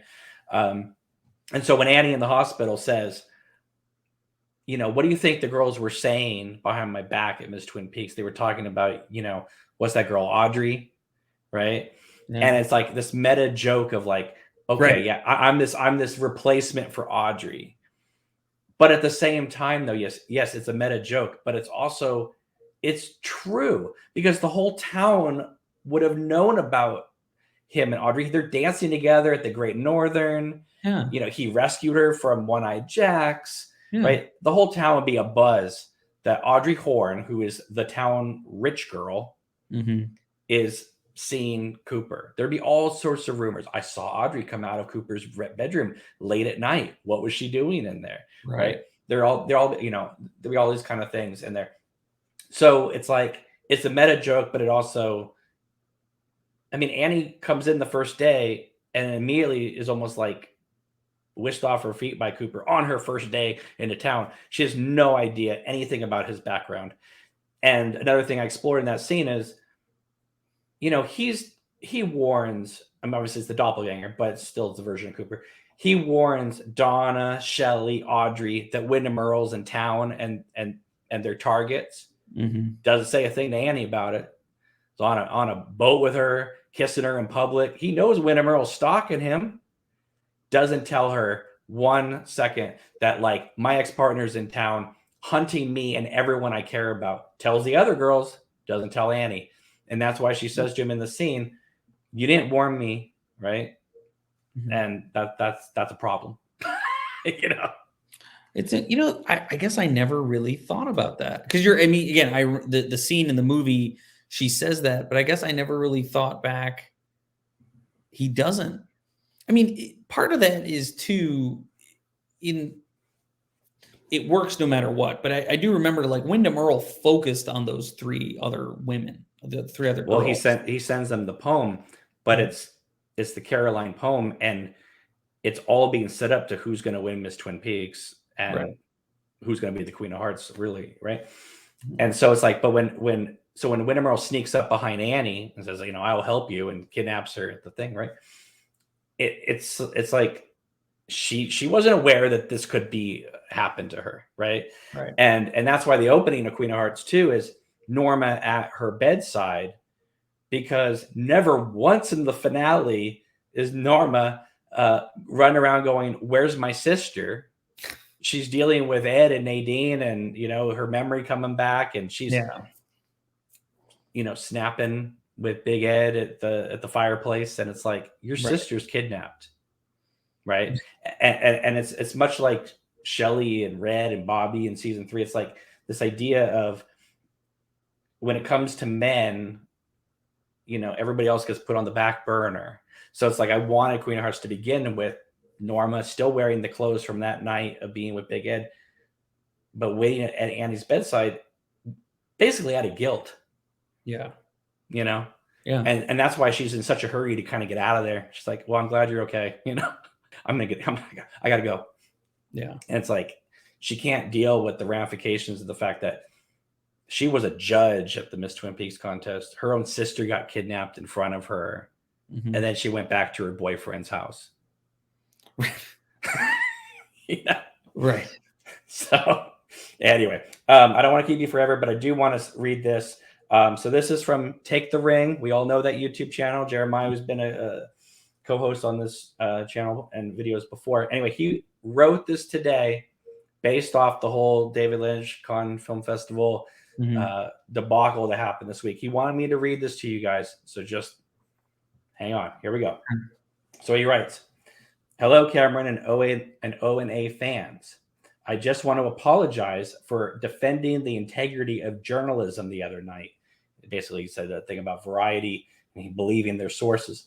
Yeah. Although my experience has been the opposite, I guess it's not a big deal that Variety reported a new Lynch film using unreliable sources, but that's not really what's irking me. I went on a pretty long rant today on Twitter. Cameron can share with you if he wants. Just check his Twitter. I'm sure you'll see it. Um, Basically, is that I think all these rumors start somewhere, and that I've come to the conclusion that David Lynch is basically a troll who enjoys messing with people. Not that that is a big deal in itself, but it's frustrating to me that even if you are a person doing basic due diligence and come to some pretty basic conclusions about what he's up to, you are often left feeling like you're an asshole. See today's weather report when he mentions, when I talked about the song My Prayer by the Platters earlier. The main thrust of the pushback I got is that fans read too much into what he says and does, which creates these situations, and therefore it's our fault when we are let down. Apparently, all his little references in the weather reports and business filings and merch contests and ball swirling and actors teasing stuff, it's all our fault for getting excited. Anyway, I'm calling bullshit on all of that based on my more than 20 years in the entertainment and news industry. Quick example, I will hear about a band that was seen at a studio. Next day or week, Rolling Stone says the same band was reportedly seen at that same studio. There's a couple weeks of rumors, but basically industry people go, oh, they must be doing something. Then in a month or so, or 6 months goes by, the band announces that they're releasing something. Same kind of thing happens with other directors all the time. But with Lynch, for some reason, all the same stuff goes down and the rumors are left to go right to the brink. Then he says, what? There's no project, no film, nothing. Have a great day, idiot. Swirl the balls. Right. He and his team know exactly what he puts out there and what is being said about him at all times, period. And if that's true, then maybe he needs to get some new people around him. That is, if the goal is not to continually frustrate his own fans. Just a thought. Whatever you think, Lynch is innocent of all of this and lives in a bubble, or he's a narcissistic prick who enjoys playing with his supporters, or the fandom itself is toxic. Or this is me and Cameron's fault because there's breadcrumbs everywhere and we're making educated guesses. Or maybe I'm butthurt because I didn't get a new Lynch movie. Whatever you think is fine with me. I'm also aware that in the grand scheme of life, this is first world white people problems and really not that important. All I'm saying is I'm kind of tired of spending my nights and weekends reading and writing and creating content based on the work of this dude. Not saying he's not a genius or his movies suck. I'm gently suggesting that if you're a fan of my content, get your watch time in sooner rather than later. So he leaves it with the feeling like he's closing up shop on his channel. That, like you, he felt so burned that he almost is getting nauseous thinking about revisiting this material. Which is really a shame because his videos are outstanding. Now, I think that if he tackled, like he's talked about today, maybe tackling David Cronenberg, who does have a film at the Cannes Film Festival this year, there's lots of directors that he could apply his talent to and do visual essays or whatever he wanted to do discussing. I asked them, I said, please don't delete your videos, just put them in a playlist and, move on to other stuff. Yeah. But for him, who was, very impassioned fan, to have this, I mean, it's not just a feeling of like, oh man, I'm disappointed there's no film. It almost feels like the ups and downs and roller coaster thing, and then the way the fans react to you because it may not sit with you correctly. I know that for me, I felt sort of similar when I was getting Queen of Hearts together, and all of a sudden it seemed like the fan community kind of turned their back on the project. Yeah. It made me feel like, why am I doing this at all? I mean, it almost like sucks the life and joy out of the whole experience. Yeah. Now, I was able to, kind of stick with it and go through a lot of trials and tribulations and come out the other side with the film and all that. But I understand that. I understand that feeling. And there's another reason why I wanted you on the show, because I understand the feeling of, for whatever reason, feeling disappointed, but then feeling like the community only supports you when it wants to support you. And when it doesn't, you feel yourself like, so who am I doing this for? Right. Ultimately, you're doing it for yourself. Right. Right. You know, it's like ultimately I remember, you know, thinking to myself going, at the end of the day, I'm going to watch Queen of Hearts. And for me, it has to live up to the best that I feel like I can do.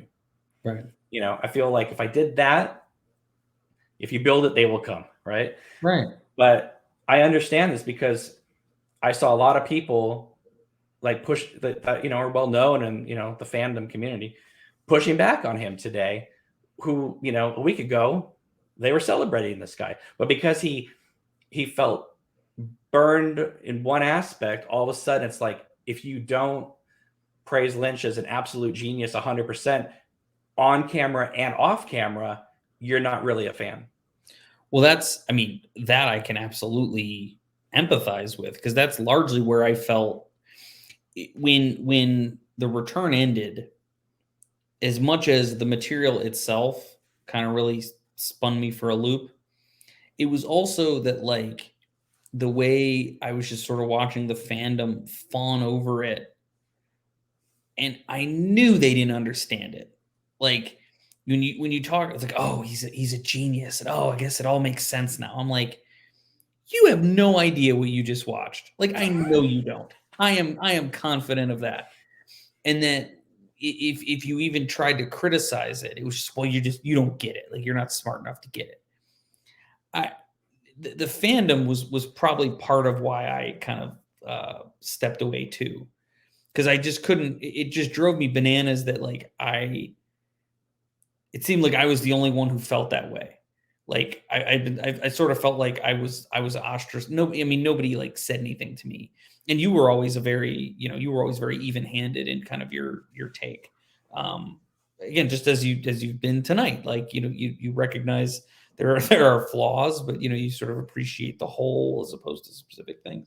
Um, so I can really empathize with your friend, and I feel bad that it came to that for him too. But And it usually comes all at once. It's not like a little bit here, a little bit there. It's like all of a sudden, one day everything's great, and the next day it's just like, boom, everything falls out. that And and you guys, Eric wasn't just like some random Twin Peaks fan. You ran Twin Peaks worldwide. You were, or Bring Back Twin Peaks, whatever it was. You were the main admin on that page for a long time. That's right. Yeah, I forgot there was all that. Again, there was all sorts of silly drama that happened with that page, but for a while, like, I was running it because I think, again, I don't remember how that happened. But I gave it to you. That's right. I think, yeah, you basically like washed your hands of it for a while, and I was like, okay, well, we should still do it. Until you just mentioned that, I completely forgot all about that. Yes, and in many ways, I also felt like Queen of Hearts was my sort of full circle last statement on being a Twin Peaks fan. Like, well, now I've made something non-canon, of course, in the Twin Peaks universe. I feel like, what else can I really contribute? You know what I mean? Like, I just went full circle. So I enjoy doing these videos, but instead of doing them like, a few times a week, now I just do them once a week. And so that whenever I decide to go forward with this channel and do other things, those who did subscribe to this channel for David Lynch Twin Peaks content will at least get something every week. Right. But it's not like, something where it's like, every day there's something, I try to save it all for Saturdays. Right. But yeah, I just, I understand. And I just felt bad because, like, he's like, yeah, I'm never going to get invited to, one of these watch alongs again, that they do in the community. And I'm like, I've never been invited. So join the club. Even when I was still part of the fandom, like, and I, and thinking and watching and living and breathing Twin Peaks, the Twin Peaks fandom has always struck me as very insular, almost elitist, kind of odd. There's sort of judgments about what you have to like and how you have to be a proper fan. There's definitely gatekeeping going on in the community, and I've never understood it. And because it's smaller than, let's say, Star Wars or Star Trek or Doctor Who, yeah, it feels like you know everybody, even though you don't know everybody. It's so small, you feel like you kind of do. Yeah. Yeah, because I've said many times, always gets me in trouble. I say, the Twin Peaks fans that I've dealt with, half of them are some of the nicest, sweetest, most wonderful people on the planet. Without them, I never would have gotten Queen of Hearts even off the ground. Right. And then there's the other half. There's the Mr. C part of the fandom where it's like they're nasty and bitter and hateful. And sometimes they're the ones that appear to be the nice people in the community. You know what I mean? My last thing I'll say about this, I keep saying that, but I apologize. But if I see one more article or one more person on Twitter saying that Fire Walk with Me is an underrated film, I'm going to scream, because once you get into the Criterion Collection, you're no longer underrated. Right. Yeah, that movie absolutely has had even back, that movie had a renaissance years ago, but it's definitely been sort of reclaimed. It's sort of been reevaluated, and I think because if you think about, and I don't mean to spin us into a whole new conversation here, but just briefly, I think it does make some sense when you think about kind of this awakening that has happened over the past 5 years, maybe a little longer than that, but around like victims and trauma and hashtag Me Too and some of these things. I feel like that has almost breathed kind of some life into Fire Walk with Me, because Laura's story was always one of not being an interdimensional hero or whatever the hell the Return made her out to be, but she was a troubled girl who basically, like, she was tragic. She was a victim. And I always thought Fire Walk with Me was kind of a way of showing how, like, Laura ultimately, like, won in the end. Like, yeah, she died, but like she sort of, like, from a certain perspective, like, went out on her own terms and transcended the pain and the victimhood in the next life. But even so, like, I feel like that's kind of the message of Fire Walk with Me, if there is one. But again, this societal, this cultural thing that's happened, I feel like that's another reason why Fire Walk with Me is almost kind of living a new life, because I think it resonates with people now on that level. Yeah, I agree. I also think if you can get a hold of the fan cut, it's the most wonderful thing I've ever. It's like once you see the fan cut, you'll never watch the theatrical cut again. Does that stitch all of the missing pieces into it? Is that it does? But it puts them back more or less to the script, and not so it reorganizes the scenes. Oh, okay. And it just feels like a complete work, even though it doesn't. Fire Walk with Me, to me, will never be perfect because Ben Horn isn't in it. Right. And you can't, I think you can't really tell Laura's story without Ben Horn being a crucial part of that story. Right. But I still, really like the film. And, everyone's like, oh, the theatrical cut is, Lynch's preferred cut. No, it's not. It's not. The theatrical cut is 2 hours and 15 minutes. That was what New Line, kind of dictated to him as being the runtime. And so he went right up to that last minute. If he was allowed to, make it 2.5 hours or 2:45, I think he would have gone further. So when you see the film in 3.5 hours, which is what it is now, and you see all the other characters, and at first I thought, yeah, maybe it was good to cut them back so that it focused more on Laura. No, it actually works. You need that sort of breathing time then to come back to Laura, because otherwise it's just, Laura, and it's just Laura, Donna, Bobby, James, and her parents. Mm-hmm. But when you branch out to these other characters and then come back, it's almost like, okay, you have a little breather, then you come back, and then you ratchet it up more, Well, it also, I also feel like it not having those characters around in the theatrical cut, again, the missing pieces helps with this, or this fan cut. But like the show Twin Peaks sort of weaves this tapestry of, like, Laura touched everybody in the town in various ways, some in very positive ways, some, Ben Horn, dark ways, like not good ways. But like the reason why her death, like strikes at the heart of the town is because like everybody was interrelated with her in one way or another, or most Right. people were.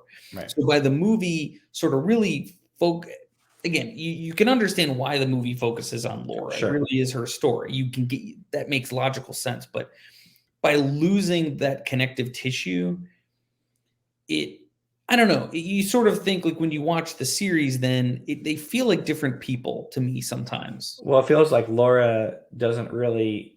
I mean, I know she was at the club and all that kind of thing, but it basically feels like Laura never doesn't leave her house much in the Right. movie. You know, it just feels Right. like she's a. I mean, yeah, we see her in the Meals on Wheels, but it's like for a brief second. It's like, you and again being writers, right? Show don't tell. I always hated that line when she's in the club and it says, "Ronette, I haven't seen you since we were thrown out of One Eye Jacks," and I'm thinking, you're already in Canada with this club. Why can't we be at One Eye Jacks and have the scene be Blackie throwing them out? Right. Like I would have loved to have seen that. Right. Because the same scene, you can have the same scene. The back of One Eye Jacks is this club. And then things are getting out of hand and Donna's naked on the dance floor or whatever. And Blackie comes in and kicks them all out. Right. Okay, same scene. But it would have been amazing. Yeah. Yeah. The missed opportunity for sure. So it's just, I mean, so it's like, anyway, but I always find it when it's like every week there seems to be a new article. Fire Walk with Me is an underrated film that you don't know. I'm like, it's not underrated. It hasn't been underrated in like 10 years. Yeah. I mean, now Boxing Helena to me is underrated. That's the movie no one talks about. So I feel like how many people even saw that movie? Like I've seen that movie. I actually know what you're talking about, but like what a weird. That's Jennifer. Is that Jennifer Lynch? yeah, It makes sense that it is. What a strange movie. And some people suggest there was a rift between Sherilyn Fenn and David Lynch because she did Jennifer's movie, but not Fire Walk with Me. So they had to cut Audrey out. I thought her complaint. I thought she just wasn't in the movie much, or was her stuff all cut out because she wouldn't do it? I didn't. Well, no, she was doing Of Mice and Men and Ruby, so she didn't have time, and so Lynch kind of felt like, well, wait a minute, I helped really bring you out. You can't come back and you can't reschedule and do stuff, and I guess it didn't work out. And so some people suggested that created it. And then when she did Jennifer Lynch's film, it was like, wait a minute, it's like, oh, I see, yeah. Maybe. I don't know. I mean, I'm sure it's all water under the bridge now, but at the time I get it. I mean, they had to replace Donna. I mean, you can't do Laura's story. If you're going to try and tell it without Ben Horn, you cannot do it without Donna. Yeah, that's a pretty essential piece. Thinking about Audrey, just again, you take me back to The Return, and it's like the complete cul-de-sac that is the Audrey story in that. And I've read interviews with Frost where he talked a little bit about like what their kind of intent was, but even that's not very satisfying for me. Like that part, like why even have her in it at all if that's what they were going to do? So this is how I explain it to myself. Mm-hmm. This is how I please help me. So when the Tulpa Diane is talking to Albert and Tammy, and she's and maybe I can't remember if Gordon's there or not, but she talks about how Mr. C assaulted her and then put her in sort of like one of those above the convenience store rooms or whatever like that, right? So my feeling is after Mr. C did what he did with Audrey, that her essence is put into one of those above the convenience store rooms. Okay. And it's sort of like a flipped kind of universe in there. So when she's yelling about, I need to see Billy, I need to see Billy, she's actually saying, I need to see John Justice Wheeler. And she's referring to Billy Zane. And it's flipped. The meta. That's interesting. And so when she comes out of the reality, she realizes she's stuck in this alternate, universe room that the Mr. C had put her in. That's interesting. That's how I read it to myself. Now everybody else can do their own thing, but that's how I do it to myself, because based off what the Tulpa Diane says, that's how I read it. Now the whole thing with the mirror in that room that she's looking at, in the final dossier, it talks about how she was like a hairdresser. Right. And then she went through a divorce, and that the guy that she's talking to is her divorce attorney, now husband, that she married. So the mirror, though, comes from the final dossier in terms of the hairdresser. Yeah. But obviously she's not in a hairdresser. It's just a building, but it's just like, that's the mirror that they have. Got it. So it's almost like Lynch took the story that Frost had in the final dossier and just abstracted it, Yeah. But I mean, again, there's so much to the return that's just open to interpretation that, and and I don't even mind that, by the way. Like, I don't need everything to be wrapped up with a bow, but some of the stuff is so open. It's so esoteric that, like, again, to me, the Audrey stuff falls into that category. I actually rather like your interpretation of it, but some of it is just so open-ended, so open to interpretation that I just, it's unsatisfying. And again, maybe not every story is supposed to be satisfying, but again, I just go back to, I remember the feeling of elation I had when I remember I was at work. I was relatively new at that job, and the announcement came out that like Twin Peaks was coming back. Like, Cameron, I don't think I worked for like the next 2 days. Like, I think I was just like on the computer looking at things. Like, I'm not sure I actually got any work done at my job.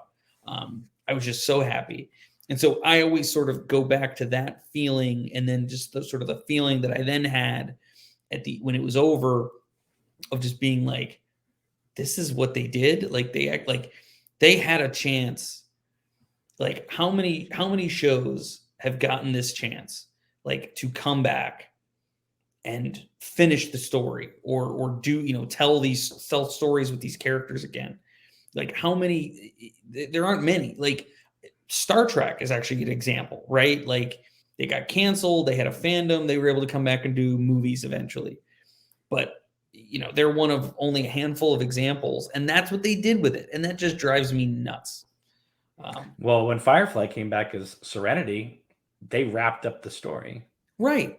Again, that's a good example. But even that, like, that was only after a couple of years. Like, it was over in 2003. Serenity came out in 2005. Right. Like, he was, and I think Whedon was smart enough to kind of realize, I may not get another shot at this. So even that, like, the ending of Firefly, there could be more adventures, but like, things are brought to a certain point of finality that I'm comfortable. Well, Serenity you could continue on, but it did feel like it closed up the story of Malcolm and River. Yes. Enough that you could be okay.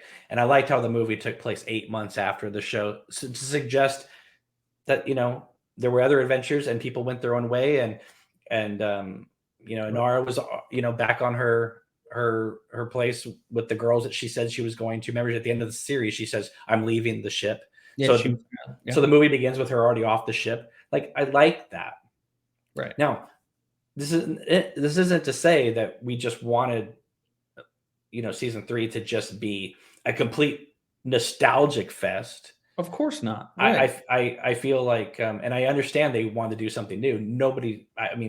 But I just think that there are so many places where you could have just, again, done the same scene, but just maybe peppered in a few things here and there, to just kind of not make the world smaller, because I know they wanted to make it bigger, but connect it more to the universe. Because at times it feels like, like all the Red Room stuff in the seasons and Fire Walk with Me, moody, atmospheric.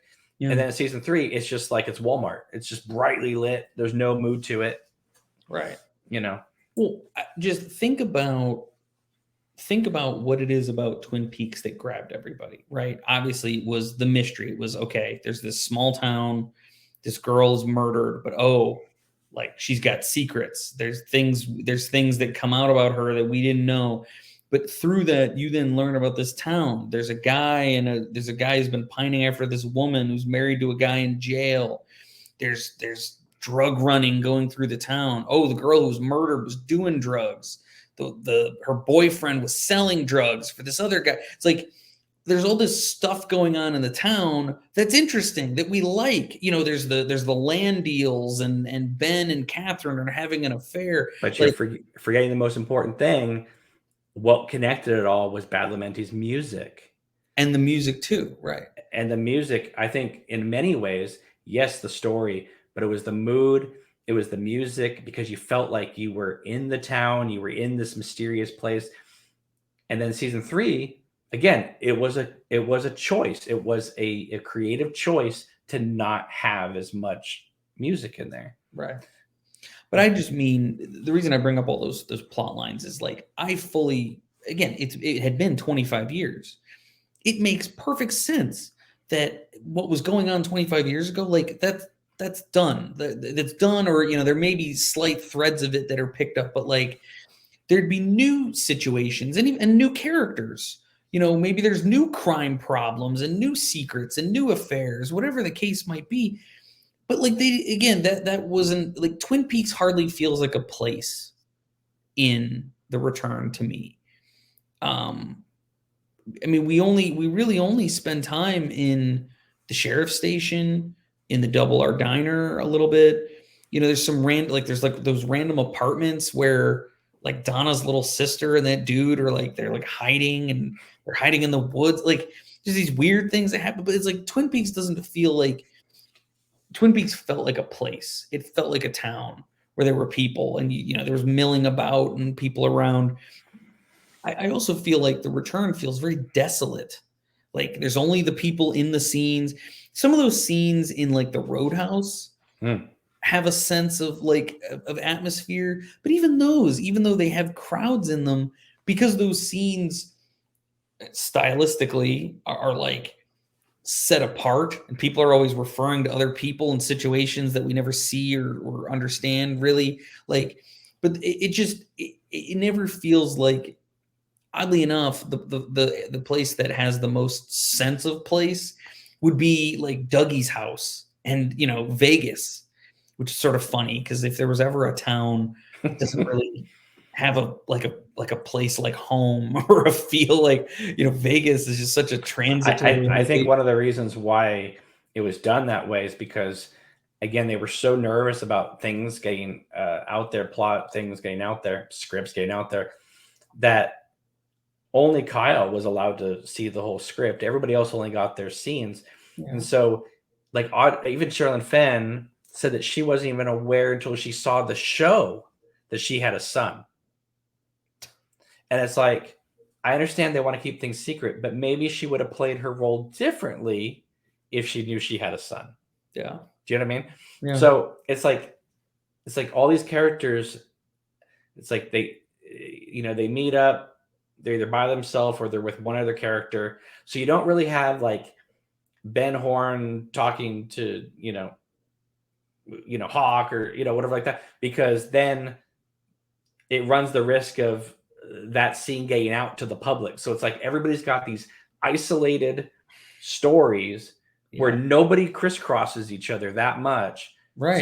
So that if an element of that story got out, it wouldn't ruin the mosaic that they wanted to do. And I feel like that's another thing. It's like, yeah, the world's crazy and weird because the doppelganger's out and kind of that's hell world. But at the same time, there's a disconnect because nobody's connected. Which is so funny because that was actually one of the elements of the original show that was always so interesting, was like when Bobby met Ben and like he was trying to be his assistant.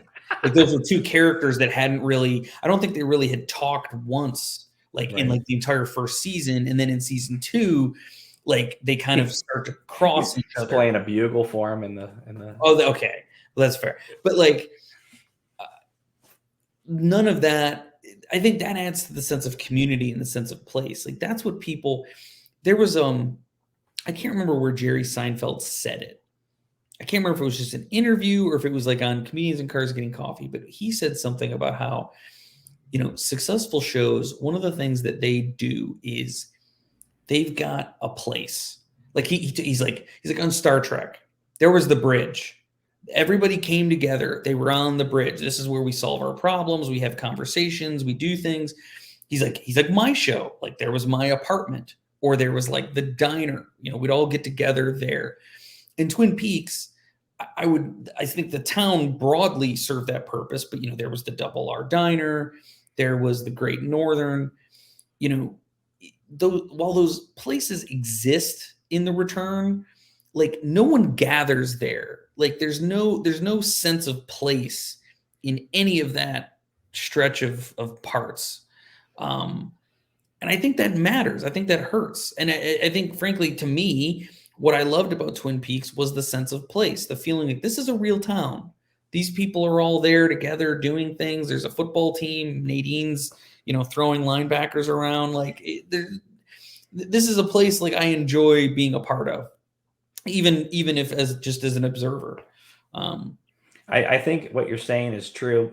I do think it was a stylistic choice. Now we can discuss whether it was a successful stylistic choice, Right. But I think that it wasn't like they accidentally made this that felt like, it's very apparent that they went into this to make it feel and look a certain way, and they pulled it off. And of course you can, discuss it till the cows come home, whether it was good or not.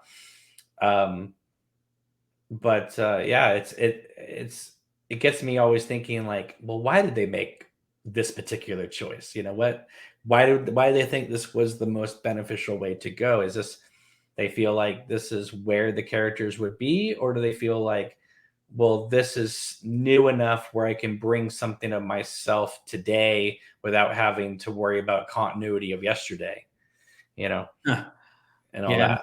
So it's something we could talk about forever, but I don't want to keep you forever on this show. So you've already given me way a lot of time.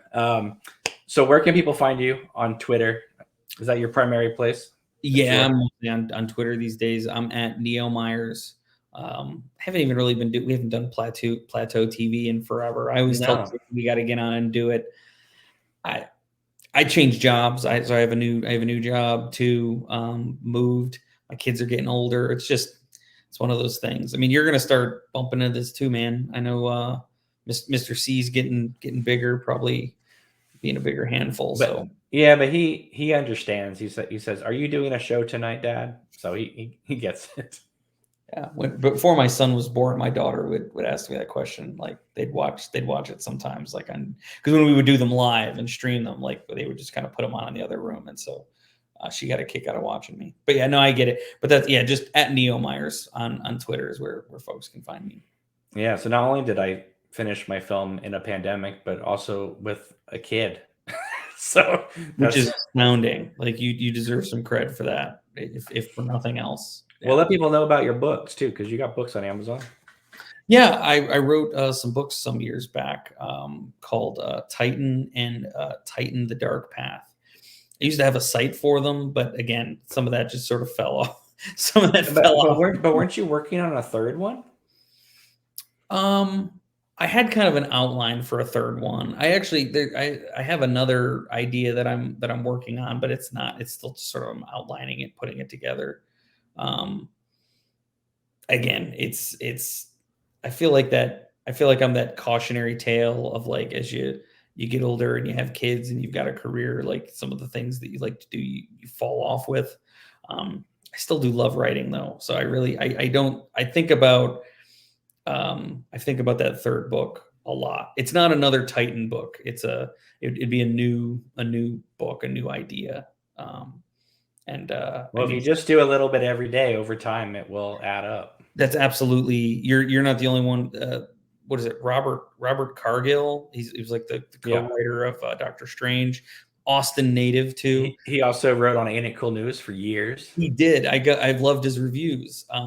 He actually has a great Twitter account. He's very inspirational, very supportive of writers, and I need to pay more attention to him because he's trying to kick me in the butt And he says exactly that. He's like, listen, don't think about the whole script. Think about, you got to write just every day. And if you did that, like, by Christmas, you'd have a book, you'd have a novel, or you'd have a script or something. Sometimes when I remember years ago, I would think of a scene or whatever, like some random scene. I don't even know if it was going to be in a movie.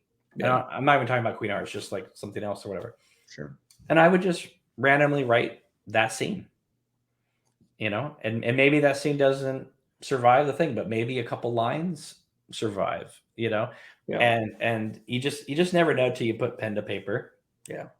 And then, I mean, it's how it is. It's the magic of writing. All of a sudden, the characters start talking, and next thing you know, you're like, wow, this is going into places I didn't even think we were going to go to, Right. because the characters can take you places that you didn't plan for. So I actually do have some notes. I write notes for myself on, what's it called? Google Keep. Just like it's just like Post-it notes. You can make your grocery list, and I have like a gajillion of them. But there are sometimes, like, I wake up in the middle of the night or just before bed, I get an idea, or exactly what you're saying. Like, I have just a scene between two characters, or just a stretch of dialogue. I write it down. So I do that. It's a great exercise. And definitely, if you have ideas in the middle of the night, just jot them down, because you will never remember them in the morning. That's right. That's why I do it. I lost enough ideas that I started, just like, whenever it happens, I grab my phone and I put it in there. If even just a prompt to get me back to it, it helps. When I was writing Queen of Hearts, I remember just, I don't know, walking around, I don't know, something, and all of a sudden I would think of a line that Annie might say or Cooper might say, whatever, and I would just email that line to myself. Right. I never knew if I was going to use it or not. I just was like, here's a line. You just gotta have it. You gotta like remind your brain, because it kind of gets those neurons firing in the right way. Yeah, it's entirely me. I appreciate the encouragement. I do. I need that. But nobody can make me do it. It's entirely on me, and I need to sit down with it. But you know what? The hardest thing about writing is starting, because once you get to a certain point, it kind of just starts taking over, and then you don't stop until it's done. Like there is that kind of point where it's like almost like a roller coaster. Yeah. It's like at a certain point you do go over that hill, and all of a sudden you start doing like 18-hour days, right? Wherever you Totally agree. I mean, that's how I got my books done. Is like, starting was tough. Once I got on a roll, like, it was really just, you had to put in the time, page by page, section by section, chapter by chapter, and then you do it. You got it together. It always helped me too to kind of, I didn't write, my manuscripts were not all in one like document. I would do chapter, like each chapter was like its own saved document, and then at the end I put it all together. But I don't know if it's a mental thing. It always helped me to do it in pieces. Like, I felt like I was accomplishing more. Well, yeah, because sometimes if you write it as one document, it will be shorter, because you're feeling like you're already like taking on this big thing. And so it's, but like when you break it up and then put it together, it's like writing a bunch of short stories, and then you put it together and go, oh, wow, look how many pages it is, whereas like if you write it one big thing around the 45 page mark, you'll be like, okay, and then this happens, and the end, because you're seeing all these words. You know what I mean? Yeah. So yeah, I understand. All right, everybody. Well, make sure to follow us on Patreon, Facebook, Instagram, Twitter. Email us anytime at obnoxiousanonymous@hotmail.com. Give this video a thumbs up. Subscribe to this channel if you haven't already. Subscribe to Plateau TV if you haven't already. Yes, thanks. Well, there's a lot of old shows on there still, so people can there's some good conversations about some good stuff. Yeah, absolutely. So anyway, all right, guys, we will see you later. Take it easy, and thank you, Eric. I really appreciate it. Yeah. Have a great night, everybody. Take care. Bye-bye.